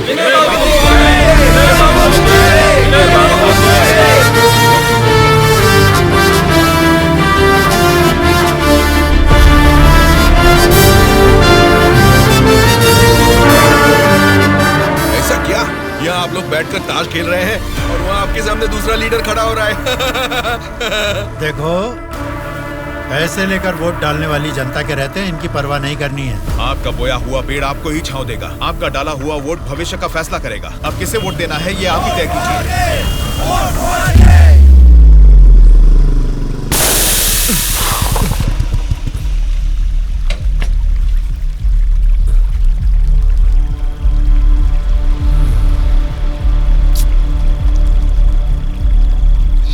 पंचर बना लो, पंचर। क्या बाबू, गाड़ी पंचर क्या? हाँ भाई, जरा अर्जेंटली जाना है, आप पंचर बना दोगे? बनाऊंगा ना। आगे जाके ये हमारे गांव का एमएलए बनेगा। पंचर थोड़ा खट से बना रे। तुम्हारे रोज जाने वाले रास्ते में अचानक तुम्हारी गाड़ी पंचर हो गई है, फर्क नहीं दिख रहा है क्या? उसके साथ जैसे गाड़ी पंक्चर हुई तभी पंक्चर वालों का हाजिर होना अजीब नहीं लग रहा है? वैसे तो इलेक्शन में खड़े होना भी अजीब बात है। आप तो एमएलए बन जाएंगे, असेंबली में चले जाएंगे, अपन तो इधर ही रह जाएगा ना। हम तो गुंडागर्दी ही करेंगे, और करेंगे भी तो क्या होगा? मारना, काटना, जलाना और बलात्कार करना। हम किसको मारेंगे, किसको काटेंगे जानते हैं? तेरे दोस्तों को। तेरे दोस्त सूर्या को बहुत बुरी मौत मारेंगे। बाद में बच्चे का कौन जानते हैं आप? आपके साथ घूमती है ना वो गोरी गोरी लड़कियां, जैसे चाहे मजे करेंगे, अय्याशी करके मुंबई रेड लाइट एरिया में जाके बेच देंगे उनको। सोच लेना। चलो रे।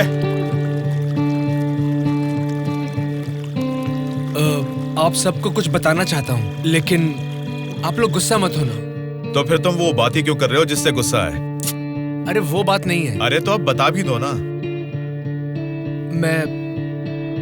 मैं ये इलेक्शन नहीं लड़ूंगा। What? सच सच बताओ, क्या तुम्हें किसी ने डराया? ऐसा कुछ नहीं है, मैं ये इलेक्शन नहीं लड़ूंगा बस।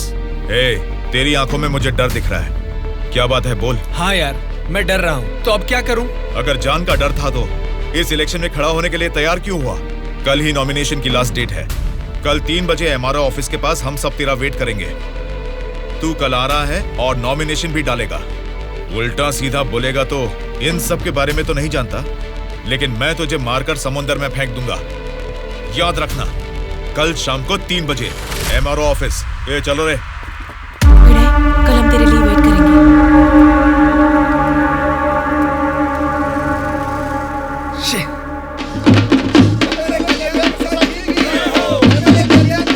पता नहीं ही कहाँ रह गया?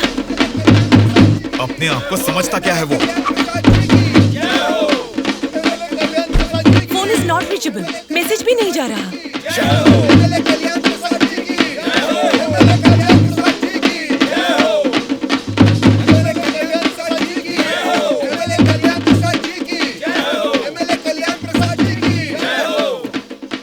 संभाल के रखना, बात के कार्यक्रम में काम आएंगे।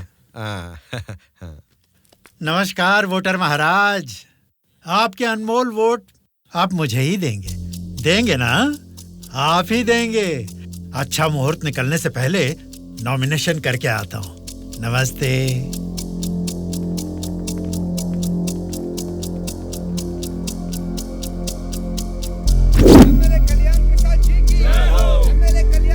विनय को फिर से कॉल करो। इतना टाइम हो गया अभी तक नहीं आया। छोटे भाई, आपका कैंडिडेट अभी तक नहीं आया ना? राहु काल शुरू हो चुका है।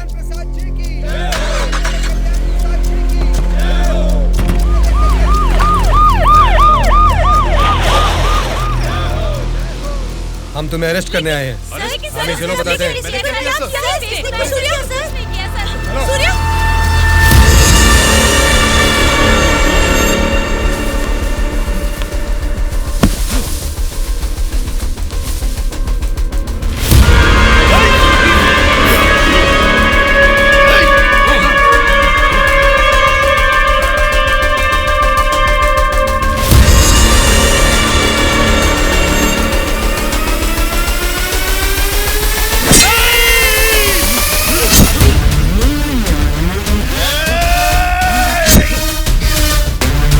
क्या हो रहा है सर?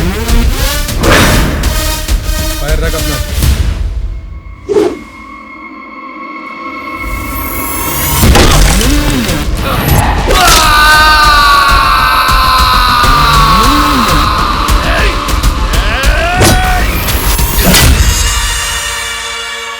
पकड़ रहे इसे। सर ये सब क्या हो रहा है सर? हो रहा है नहीं, जो हुआ है वो बता रहा हूं। पकड़ इसे।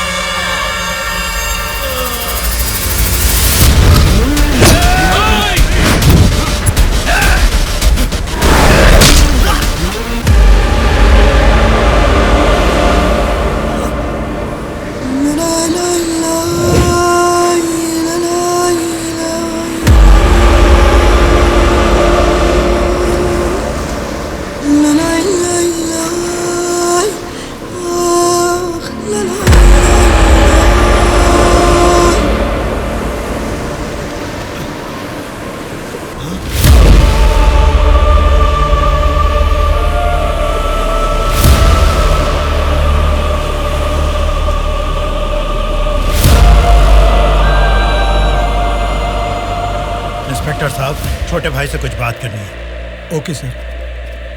छोटे भाई, खुद को ही अकलमंद समझते हो, तुम्हारे रेंज की नहीं है, फिर भी मेरी थोड़ी सी अकल है।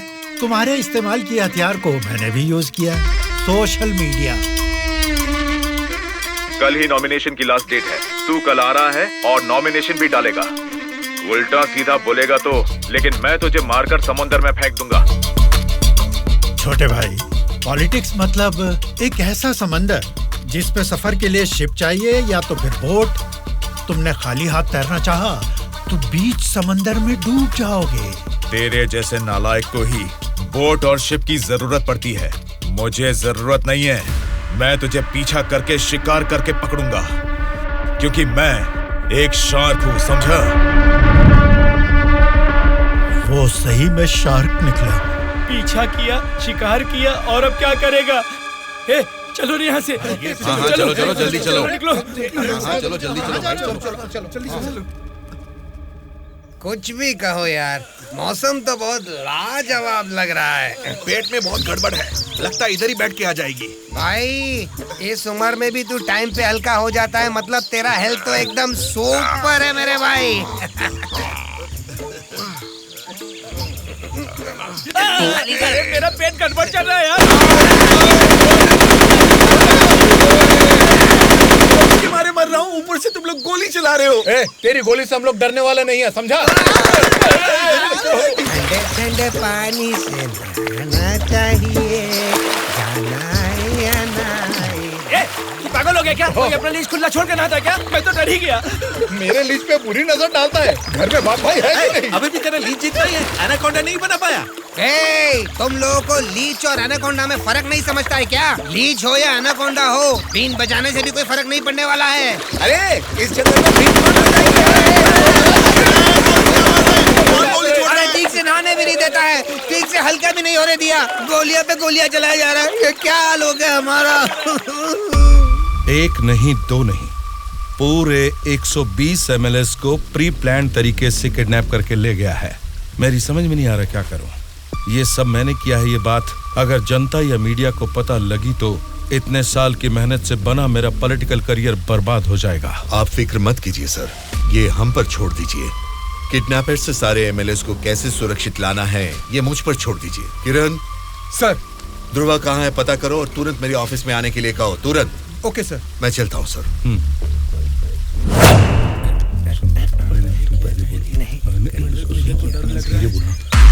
मुझे तो डर लग रहा है। तुम्हें बोलो बेटा क्या है? आपके बारे में सब कुछ पता चल गया बेटा। सच में नाइंसाफी हुई है। मैं सच बोल रहा हूँ, लेकिन गलती तो उसने की है। फिर हम लोगों को यहाँ लेकर क्यों आए हो बेटा? चाहिए तो उसको अकेले रख लो और हम लोगों को छोड़ दो बेटा। ठीक है, तुम लोग कह रहे हो तो मैं तुम्हें छोड़ दूंगा। उससे पहले मैं तुम सबसे 3 सवाल पूछूंगा। अगर तुमने सही जवाब दिया तो मैं तुम सबको आज ही छोड़ दूंगा। पहला सवाल, आप में से सनी लियोन को कितने लोग जानते हैं? क्यों नहीं जानते सर? वो तो मेरी पसंदीदा फिल्म स्टार हैं। उसे देखे बिना मुझे नींद ही नहीं आती, समझे? दूसरा सवाल, पूजा हेगड़े को कितने लोग जानते हैं? पूजा हेगड़े का मैं बहुत बड़ा फैन हूँ बेटा। एक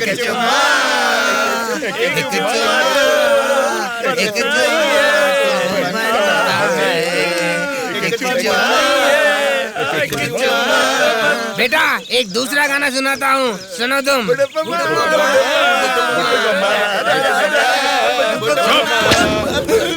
तीसरा सवाल, नारायण स्वामी को कितने लोग जानते हैं? भाई नारायण स्वामी ना, उनका व्रत मैं हमेशा रखता हूँ। तुम सनी लियोन को जानते हो? पूजा हेगड़े ने कितने एक्टर्स के साथ डांस किया ये भी जानते हो? लेकिन जनता के लिए अपनी जान भी कुर्बान करने वाले नारायण स्वामी को नहीं जानते। कौन है बेटा वो? कोई देवता है क्या? हाँ, देवता ही है, लेकिन मंदिर में रहने वाला देवता नहीं, जनता के दिल में रहने वाला देवता, नारायण स्वामी।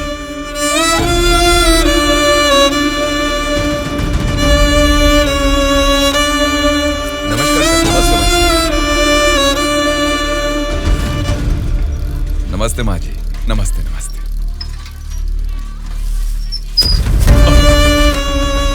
ये क्या किया बहन जी? क्या देख के पता नहीं चल रहा? कचरा है। हाँ वो तो पता चल रहा है, लेकिन कचरे की सही जगह तो कूड़ेदान होती है ना। तो आपने ये कचरा कूड़ेदान में डालने की बजाय यहाँ सड़क पर क्यों फेंक दिया? हमेशा कूड़ेदान में ही डालती हूँ, आज ही जस्ट मिस हो गया। वो अच्छा, अंग्रेजी बोलना जानती हो, लेकिन ये नहीं जानती कि कचरे को कूड़ेदान में डालना चाहिए। ये सब करने से ही बीमारियाँ फैल रही हैं और इंसान बीमार होते जा रहे हैं। जरा उधर देखिए, कूड़ेदान में पूरा कचरा भरा हुआ है। उसे निकालने वाला म्युनिसिपैलिटी से कोई भी दिखाई नहीं दे रहा। 1 हफ्ते से बोल रहे हैं कि आएंगे, लेकिन अभी तक कोई नहीं आया। और तुम कह रहे हो कि मेरे कचरा फेंकने से बीमारी आ जाएगी? हाँ? तेरी बात से ना दुनिया बदले, तेरी चीख किसी तक ना पहुँचे, नाराज न तेरा बल ही है तेरा साथी, दब के न रहो, विश्वास है तेरी डोरे, डर के न रहो, उम्मीदें तेरे दिल में उठ के न रहो, जज्बात है तेरे रग में। Hello, municipality office. कौन बोल रहे हैं? नारायण स्वामी जी है क्या? अरे आपको कैसे पता चला? फोन में कैमरा लगाया हुआ है क्या? वो कुछ नहीं सर, हमारी गवर्नमेंट ऑफिस में जब लैंडलाइन बजती है तो वो आप ही का फोन होता है सर। बोलिए। सौंदर्य कॉलोनी में कूड़ेदान पूरा भर गया है बेटा, सारी कॉलोनी में बदबू फैल रही है, इसे जल्द से जल्द साफ करो। ओ ऐसा क्या? उसे साफ करने का काम हमारा नहीं है, प्राइवेट वालों को कॉन्ट्रैक्ट दिया है। क्या कहा? कचरा उठाने का काम भी प्राइवेट लोगों को दे दिया है? तो फिर आप क्या कर रहे हैं? आप जैसे लोगों के सवालों का जवाब दे रहे हैं नारायण स्वामी। ठीक है, उस कॉन्ट्रैक्टर का नंबर दो। हेलो, कॉन्ट्रैक्टर गंगाधर जी हैं क्या? हाँ बोल रहा हूँ। आप कौन है? मैं नारायण स्वामी हूँ। सौंदर्य नगर का कचरा उठाने का कॉन्ट्रैक्ट आपने ही लिया है ना? हाँ हाँ मैंने ही लिया है। यहाँ का कूड़ेदान ऊपर तक भर चुका है, पूरी कॉलोनी में बदबू फैल गई है, आप इसे क्लीन क्यों नहीं करते? अच्छा, वो पुराना टेंडर खत्म हो गया है सर, नया टेंडर अगले महीने में डाल रहे हैं, नया टेंडर आने के बाद ही क्लीन करेंगे, समझे? हाँ तो तब तक इसे ऐसे ही छोड़ देंगे क्या? थोड़ी जिम्मेदारी निभाइए। जिम्मेदारी की इतनी फिक्र है तो खुद ही क्लीन कर लो ना।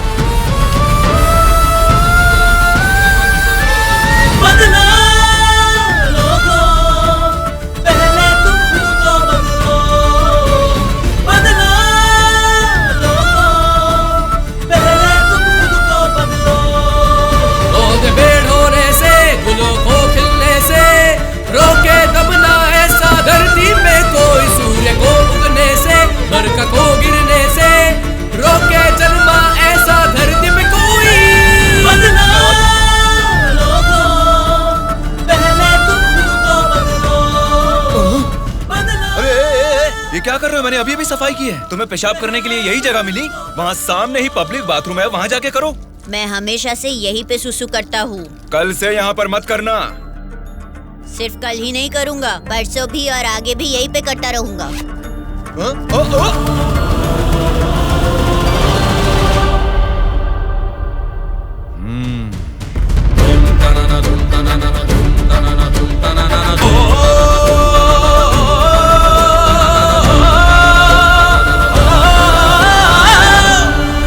क्या हुआ? क्यों नहीं पेशाब किया? तुम अच्छे लड़के हो, इसीलिए नहीं कर पाए। ये एक बीज है, ऐसे क्या देख रहे हो? इसको फेंक दोगे तो मिट्टी में मिल जाएगा, लेकिन अगर इसे बो दोगे तो उसी मिट्टी को फाड़कर ये जल्द ही पौधा बन जाएगा। तुम इस बीज जैसे ही हो बेटा। ये बीज एक बड़ा वृक्ष बनेगा, खाने को फल देगा, अगर नहीं भी दे पाया तो कम से कम 10 लोगों को छांव देगा, बारिश लाएगा। अगर तुम इसे बो दोगे तो ये बीज बड़ा होके तुम्हारे बाद भी तुम्हारा नाम रोशन करेगा। अब इसे बोना है या फेंक देना है, तुम्हारी मर्जी है।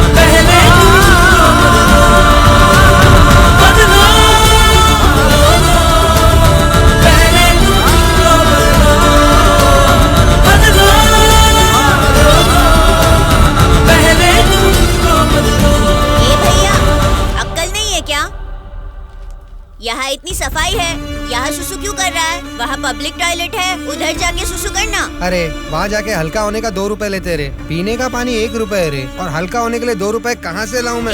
चलो जाओ यहाँ से। जा रहा हूँ मैं।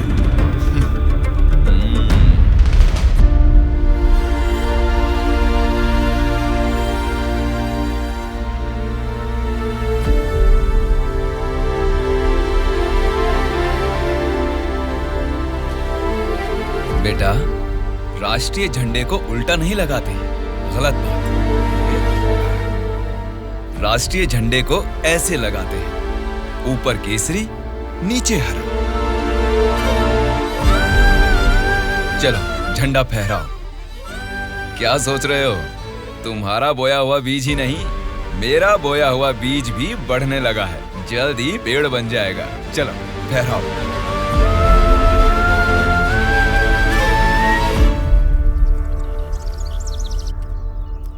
तुम्हारे माँ बाप कौन है? क्या करते हैं वो? मेरे माँ बाप गांजे का ना धंधा करते थे। पुलिस की पिटाई की वजह से मेरे पापा नहीं रहे और मेरी माँ जेल में है। तो मतलब तुम पढ़ते नहीं हो क्या? पहले पढ़ता था, मेरी माँ ने पढ़ाई बंद करवा के बोला कि गांजे के धंधे में लग जाओ, इसलिए उन्होंने मुझे स्कूल से भी निकलवा दिया। अब मैं स्कूल जाके नहीं पढ़ सकता। मैं पढ़ाऊंगा तो पढ़ोगी? हाँ पढ़ूंगा।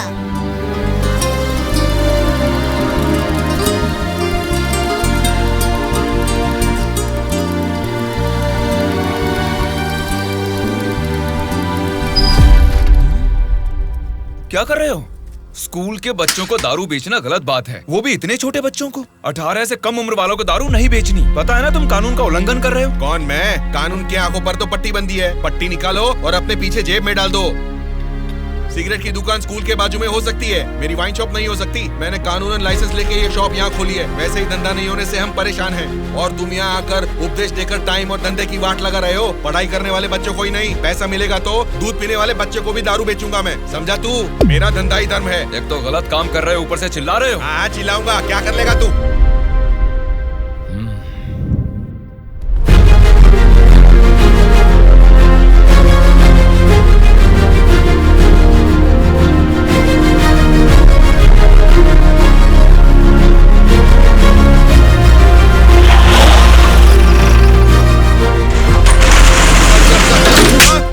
इंस्पेक्टर साहब, आप इस पर इस तरह हाथ नहीं उठा सकते। इसको कल आपको कोर्ट में हाजिर करना चाहिए। उसकी दारू की दुकान बंद करा के आपने हमारे लिए अच्छा काम किया है साहब। सच में आप जैसे लोग नेता बनेंगे तो हमारे लिए बहुत अच्छा काम करेंगे साहब।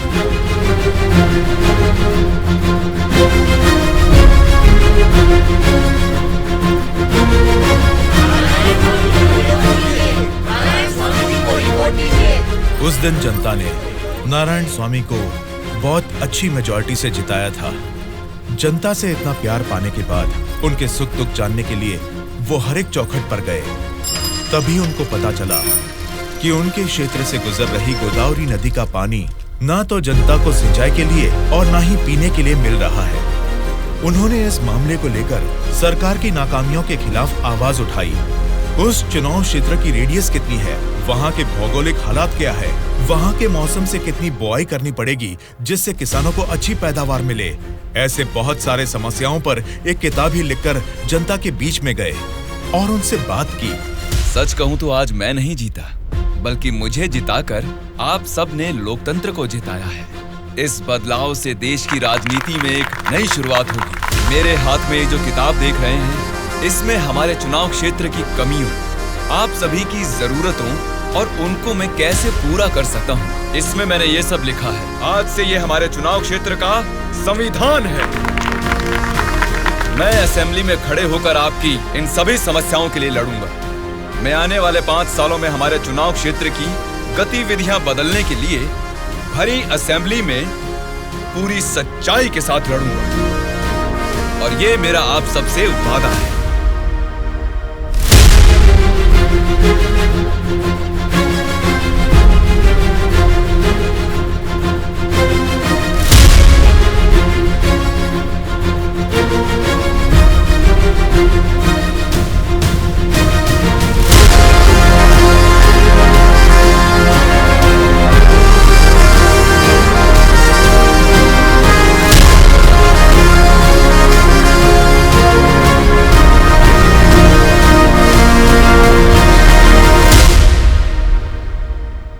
स्पीकर महोदय, ये हमारे चुनाव क्षेत्र की समस्याओं की किताब है। अगर मुझे थोड़ा सा समय मिल जाए तो मैं उन सभी समस्याओं से आपको रूबरू कराना चाहूंगा।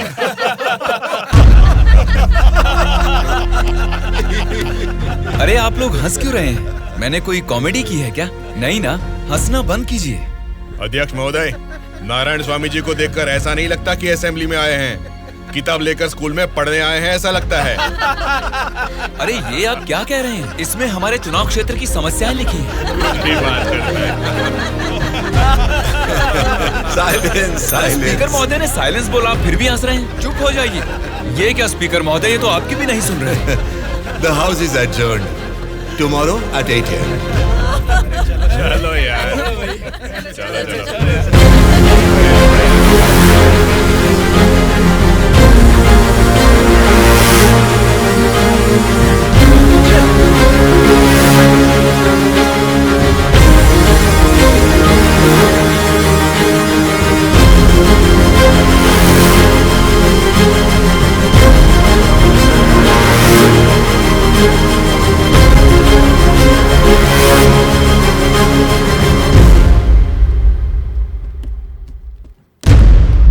रेड्डी जी, आज का अधिवेशन आपसे शुरू करते हैं। अध्यक्ष महोदय, पिछले सरकार की भ्रष्टाचार की वजह से पूरे राज्य का सर्वनाश हो गया है सर।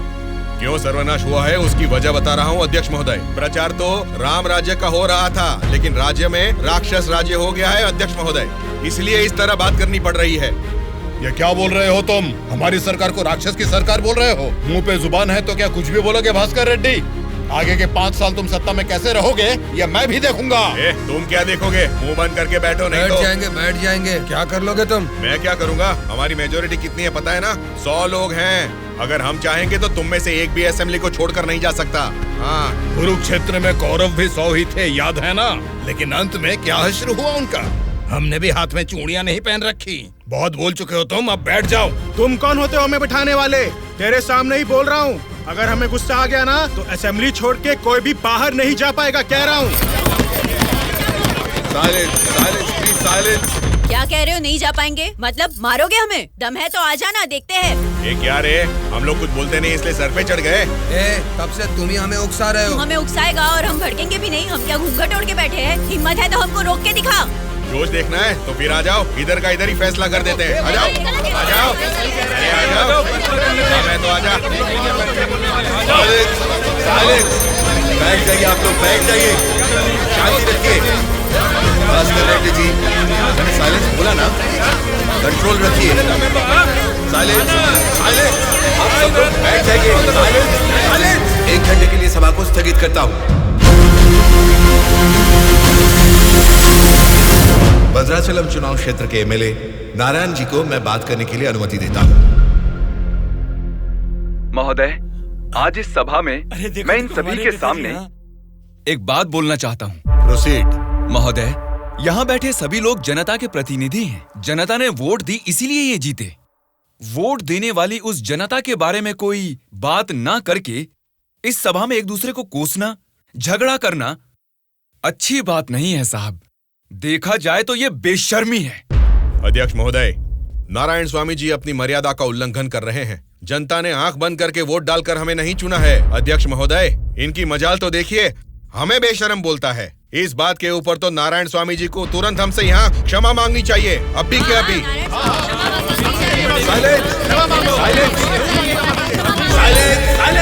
भास्कर रेड्डी जी, अरे मैंने तो लोकतंत्र की बेशर्मी बोला था, आपको बेशर्म नहीं बोला। देखिए, इन क्षमाओं और झगड़े से सभा के समय को बर्बाद करने की बजाय हमें मिलकर जनता की जरूरतों और समस्याओं के बारे में बात करनी चाहिए। मतलब हम यहाँ झगड़ा करने आए हैं क्या? हमारे मुख्यमंत्री और हमें जनता का पालन कैसे करना है तुम बताओगे? अध्यक्ष महोदय, यहाँ पर आए सारे नेताओं से नारायण स्वामी जी को क्षमा अभी के अभी मांगनी ही होगी।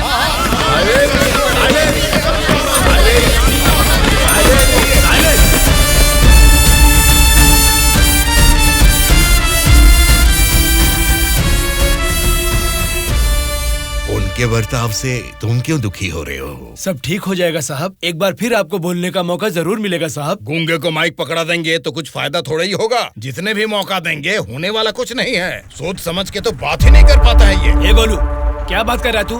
पागल हो गया क्या? मुंह बंद करके यहाँ से निकल जा, जा। उसकी बातों का बुरा मत मानिएगा साहब। उसने कुछ भी गलत नहीं कहा सुबैया। तुम उसकी बातों में गुस्सा देख रहे हो और मैं उन बातों के पीछे छिपी वजह।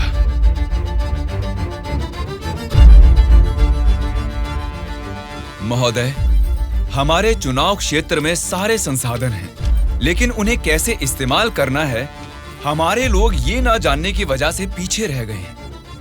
इस बारे में सरकारी पार्टी को कई बार विनती करने के बाद भी वो लोग फंड्स अलॉट नहीं कर रहे हैं। अगर ऐसा ही रहा तो हमारे चुनाव क्षेत्र की जनता हम पर भरोसा कैसे करेगी? बोलिए महोदय।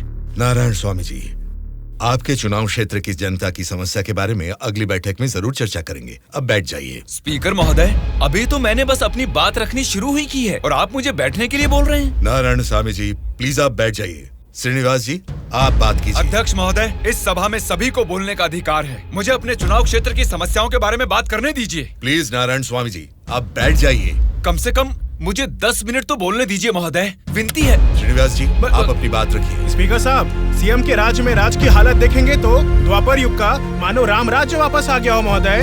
बात मैं नहीं कह रहा हूँ, स्वयं जनता जनार्दन बोल रही है महोदय। स्पीकर साहब, राम ने राज किया त्रेता युग में, द्वापर युग पाला है श्री कृष्ण जी ने। पहले ठीक से इतिहास को जान ले, फिर बात करें। बोला था ना, गूंगे को माइक थमा देने से कुछ नहीं होने वाला। देख लिया, नेता तो ऐसा होना चाहिए जिसके सदन में बोलने से सब थर थर कांपे, सबकी धज्जियां उड़े, जरूरत पड़े तो वो लड़ने पे आ जाए। ये सारे गुण होते हैं सदन के नेता के। और हमारे इस नेता को देखो, इनमें एक भी ऐसा गुण नहीं है। हम सभी लोगों ने अपनी पढ़ाई लिखाई बंद करके आपको इलेक्शन जितवाया था। किस लिए? ताकि हम सब लोग बेरोजगार बैठे रहे, कुछ ना करें। लेकिन आपको देख के तो लगता नहीं है कि आप हमारी समस्याओं को दूर कर पाएंगे। ऐसा बोल रहा हूँ बोल के कुछ गलत मत समझिए। असेंबली में गला फाड़ के चिल्ला के बात करने वाले को ही नेता बोलते हैं। एक जुझारू नेता ही हमारी समस्या को सुलझा सकते हैं। एक सलाह देता हूँ, एमएलए पद से ना आज ही इस्तीफा दे दो। भद्राचल के चुनाव क्षेत्र के एमएलए नारायण स्वामी जी को बात करने के लिए अनुमति देता हूँ। अध्यक्ष महोदय, हमारे चुनाव क्षेत्र के चारों ओर पानी ही पानी है, लेकिन एक घूंट भी पीने लायक नहीं है महोदय। वहाँ के लोगों की स्थिति बहुत खराब है महोदय, जरा उनके बारे में कुछ सोचिए। और सिर्फ एक यही समस्या नहीं है साहब, शिक्षा, चिकित्सा, रोड, मैं तो कहता हूँ पूरा क्षेत्र समस्याओं ही समस्याओं से भरा है महोदय। इसीलिए मेरी आपसे विनती है कि अध्यक्ष महोदय, नारायण स्वामी जी के चुनाव क्षेत्र में सिर्फ और सिर्फ जनता को ही सारी समस्याएं हो रही है, लेकिन इनके राज्य में सरकार बनाने वाली पार्टी के गुंडों की वजह से वहाँ के जनता की जान जा रही है। अध्यक्ष महोदय, सत्ता इनके हाथ में है और पैसे बनाना ही इनकी पार्टी का मकसद है। दरअसल सत्ता में रहकर इन्हें अपनी दारू की दुकानें चलानी है और सारा इल्जाम हम पे थोपना है। अध्यक्ष महोदय, हम सिर्फ दारू की दुकान ही चला रहे हैं साहब। ये विपक्ष के लोग जब सत्ता में थे तब सीधा ब्रोथेल हाउस ही चला रहे थे। हाँ साहब, ये सही कह रहा हूँ मैं। जरा उनको देखिए, बोलते कुछ है, करते कुछ और है। देखिए सर, ये कैसी बातें कर रहा है, कितना गिरा हुआ आदमी है ये अध्यक्ष महोदय। Silence, silence. मैंने क्या गलत कह दिया अध्यक्ष महोदय? ये रमा देवी कौन है, क्या चरित्र है इनका? एक जमाने में रेड लाइट एरिया में उन्होंने क्या गुल खिलाए हैं सब जानते हैं।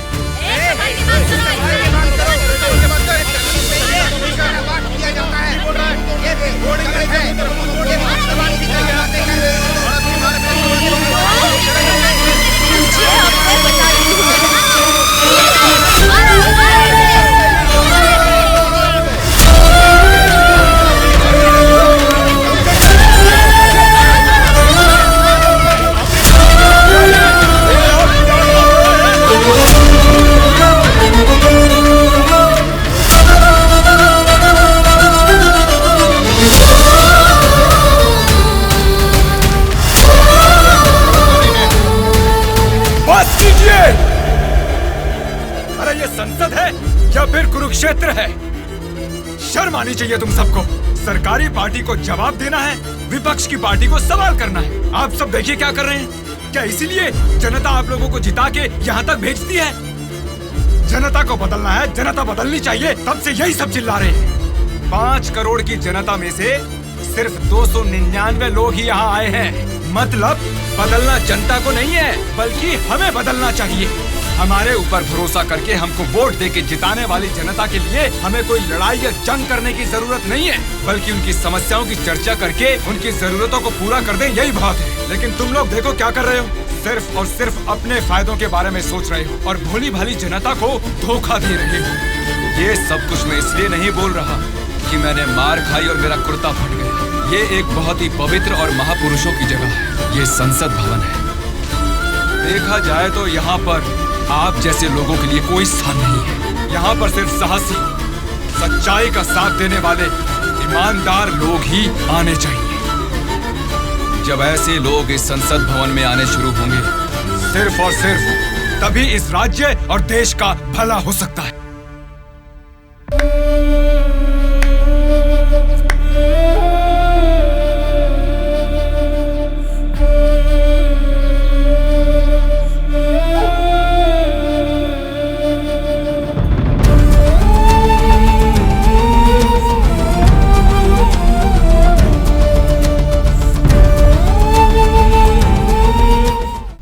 अब तो बता दीजिए अंकल, उदास क्यों हो आप?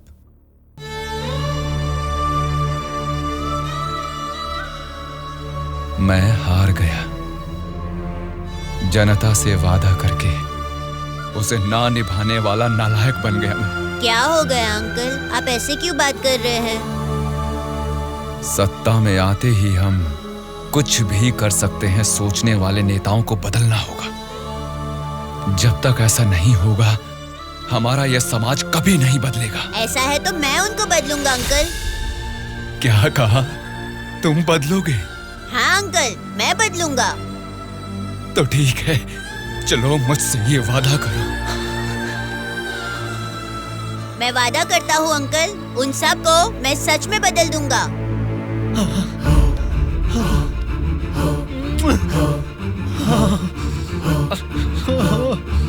बदलना है, तुमको ही बदलना है, तुम ही बदलोगे।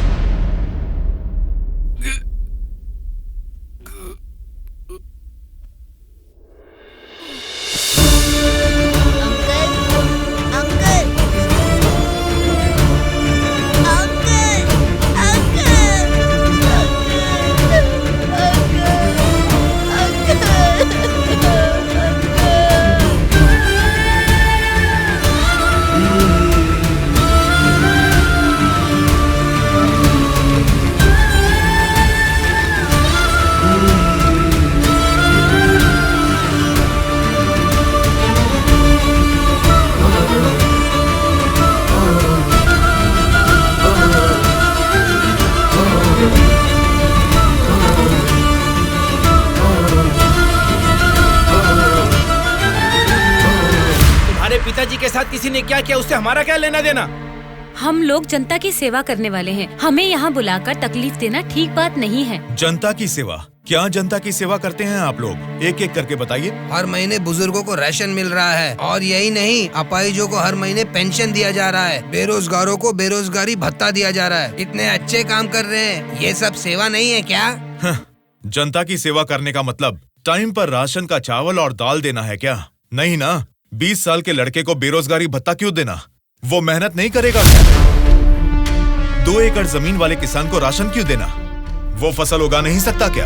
आप लोगों की मेहनत करने की काबिलियत को मारकर उनकी पैदावार करने की क्षमता को बुरी तरह कुचल रहे हैं। जिस दिन आप लोग जनता को मुफ्त की चीजें देने के बजाय उनको ये बताएंगे कि मेहनत करना ही बेहतर है, उसी दिन आप लोग जनता की सच्ची सेवा कर पाएंगे सर।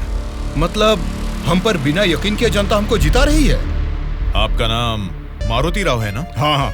आपका चुनाव क्षेत्र रामापुरम है ना? सही कहा, रामापुरम ही है। आपके रामापुरम के बारे में आप क्या जानते हैं, थोड़ा बताएंगे सर? क्या रखा है रामापुरम में? 4 वार्ड है, 6 सरकारी अस्पताल है और 20 प्राइवेट अस्पताल है। उसके बाद 12 सिनेमा घर और 130 वाइन शॉप है। इसके अलावा अलग अलग क्षेत्र के लोग हैं, अलग अलग जात के लोग हैं और अलग अलग धर्म के लोग हैं। बाकी ओसी कास्ट तो सब कुछ मिला जुला के 1 लाख। इनके अलावा BC SC ST ये सब मिला के 2 लाख वोटर हैं। उतना ही नहीं, फिल्म डायरेक्टर सुकुमार जी और हीरोइन अंजलि जी दोनों यही पैदा हुए थे। कुंडली निकालोगे क्या? Nice information sir. उसी रामापुरम में जहाँ हजारों किसान रहते थे, अब कुछ गिनती के ही क्यों रह गए हैं सर? मुझे नहीं मालूम, किसानों के बारे में हम इतना कुछ नहीं जानते। तुम बोलो, तुम्हें मालूम है तो? रामापुरम की पूरी वोटरों की गिनती है 4,80,000। उनमें पुरुष है 2,50,000, स्त्रियां हैं 2,28,000, बाकी लोग हैं 3rd जेंडर। वहाँ बारिश और पानी की सुविधा ज्यादा होने के कारण धान और गन्ना जैसे फसलों के लिए वो जमीन अनुकूल है। अब हम प्रॉब्लम की बात करेंगे। रामापुरम मेन सेंटर में एक बड़ी डंपिंग यार्ड है और वहाँ के रोड्स के बारे में हम आपको जितना कम बताएं उतना ही अच्छा है। ये सरकारी पार्टी की MLA है, आपकी पूछताछ सही है, लेकिन हम तो विपक्ष के हैं ना, हमें इनके साथ क्यों उठा के लाए? एक विपक्षी पार्टी होने के नाते आपको गवर्नमेंट का सपोर्ट नहीं है, लेकिन आवाज उठाने के लिए असेंबली तो है ना। समस्याओं पर वहाँ क्यों नहीं बात करते? जनता ने वोट देकर आपको असेंबली इसलिए भेजा क्योंकि उनको यकीन था कि उनकी कुछ भलाई होगी, लेकिन पेट्रोल के बढ़ते रेट की आपको परवाह नहीं, बढ़ते ब्याज की आप बात ही नहीं करते। किसानों की आत्महत्या आप लोगों के लिए कोई मुद्दा ही नहीं है। बदलना है, अपने सोचने का ढंग बदलना है, हमारे बर्ताव का तरीका बदलना है। हमें बदलने को बोल रहे हो, ठीक है, जनता की क्या बात है? वो नोट लेके वोट नहीं दे रहे क्या हमें? उनको क्या बोलोगे? पैसे लेकर वोट डालना आखिर जनता को सिखाया किसने? आप जैसे नेताओं ने ही ना। वोट पर नोट की आशा रखने वाले ही नहीं हैं, वोट का इंसाफ चाहने वाले लोग भी हैं। आप क्या करते हैं? ऑटो चलाता हूँ। तो फिर ये पोस्टर क्यों चिपकाया है? नारायण के लिए इतना भी नहीं करेंगे तो अच्छा नहीं लगेगा। ऐसा क्यों? नारायण जी से आपको इतना लगाव किस लिए? वो हमारी तकलीफों को समझता है। वो सत्ता में आएगा तो बहुत लोगों को काम मिलेगा, हमारे गांव की तरक्की होगी। इतना भरोसा है? बिल्कुल भरोसा है। अगर उसने वादा कर दिया तो करके ही दिखाएगा। जब हमारे एमएलए चिनकोटा जी को अरेस्ट किया गया था, मेरे पति ने उनको छुड़ाने के लिए धरने पर पेट्रोल से खुद को जला लिया था। तो चिनकोटा जी ने क्या किया था? वे बोले थे कि सरकार में आते ही बात करके पैसा दिलाएंगे। मिला क्या? उन्होंने जबान दिया था। वादा तो वादा ही होता है ना। आपके दिए गए वादे जनता के सामने सिर्फ कहानियां बनकर रह गई हैं। कम से कम अब तो बदल जाइए। पार्टी बदलने के एजेंडा जैसे नहीं, जनता की तकदीरें बदलने वाले एजेंडा बन जाइए। अगर अब भी आप लोग नहीं सुधरोगे और ऐसा ही करते रहोगे तो यहां से कोई भी जिंदा बाहर नहीं जाएगा।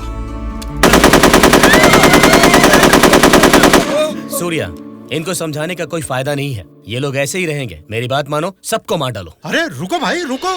ब्रदर, अगर आपको मारना है तो हमें मार दीजिए, लेकिन मरने से पहले हम सब बदलना चाहते हैं। हमको एक चांस तो दीजिए। इतने दिन जनता के पैसे कैसे लूटना है यही सोचते थे। अब एक मौका दे दो हमें। जनता के पैसे को जनता तक लौटाना है यही सोचेंगे। अब उस नारायण स्वामी के सपनों को हम सच करके दिखाएंगे। उसका नाम है सूर्या। ऑलरेडी एक मर्डर केस में वो सजा काट रहा है। सत्ताधारी पार्टी की सपोर्ट से वो जेल से बाहर निकला है। बहुत शातिर है वो। बड़ी होशियारी से वो दोनों पार्टियों के एमएलए को किडनैप करके लेके गया है। उसका प्लान क्या है, उसने क्यों किडनैप किया है, उसके सिवा और किसी को पता नहीं है। समझ गया सर। वो जहाँ भी हैं, सब एमएलए को सेफली लाने की जिम्मेदारी मेरी।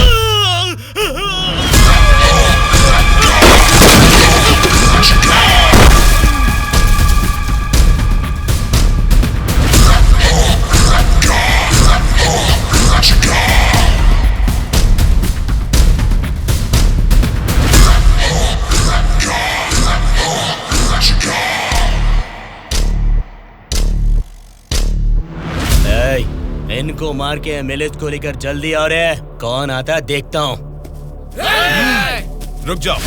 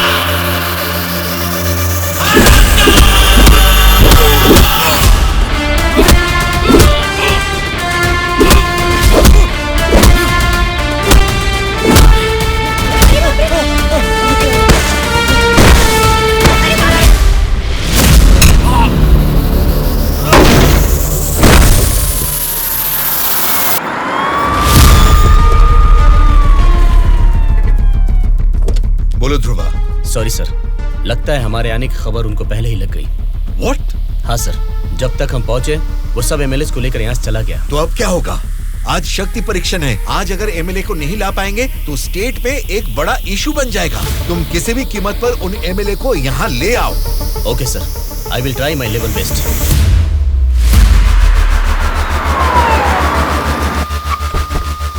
ये लीजिए मैडम फाइल, सबके दस्तखत हैं इसमें। हमारी गवर्नमेंट को सपोर्ट करने वाले एमएलए की list sir. Go ahead, wish you all the best. Thank you sir. Welcome.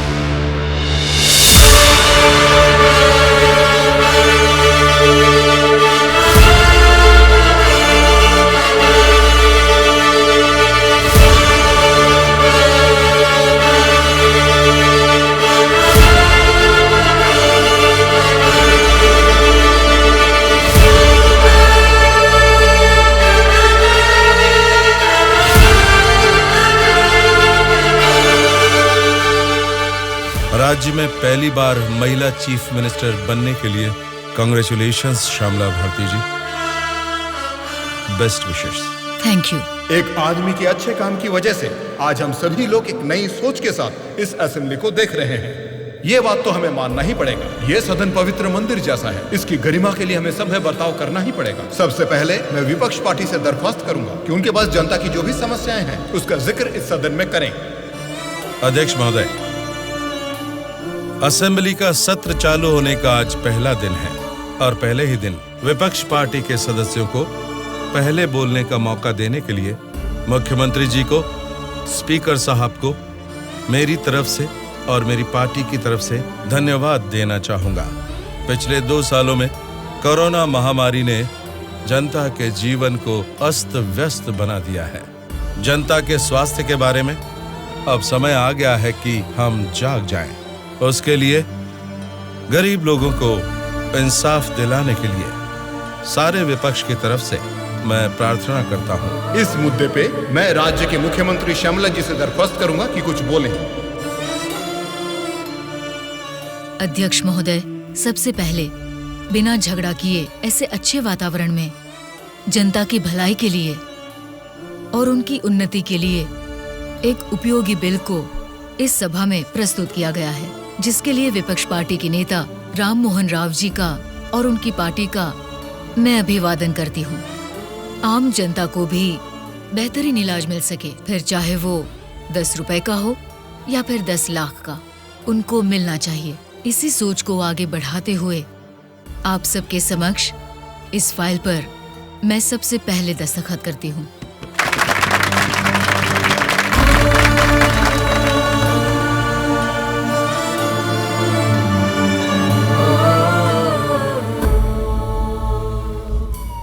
तुमने जो सोचा उसे पा लिया सूर्या। नेक्स्ट टारगेट क्या है? हमारे देश की तरक्की जो कोई भी रोक रहा है वो लोग ही मेरा नेक्स्ट टारगेट।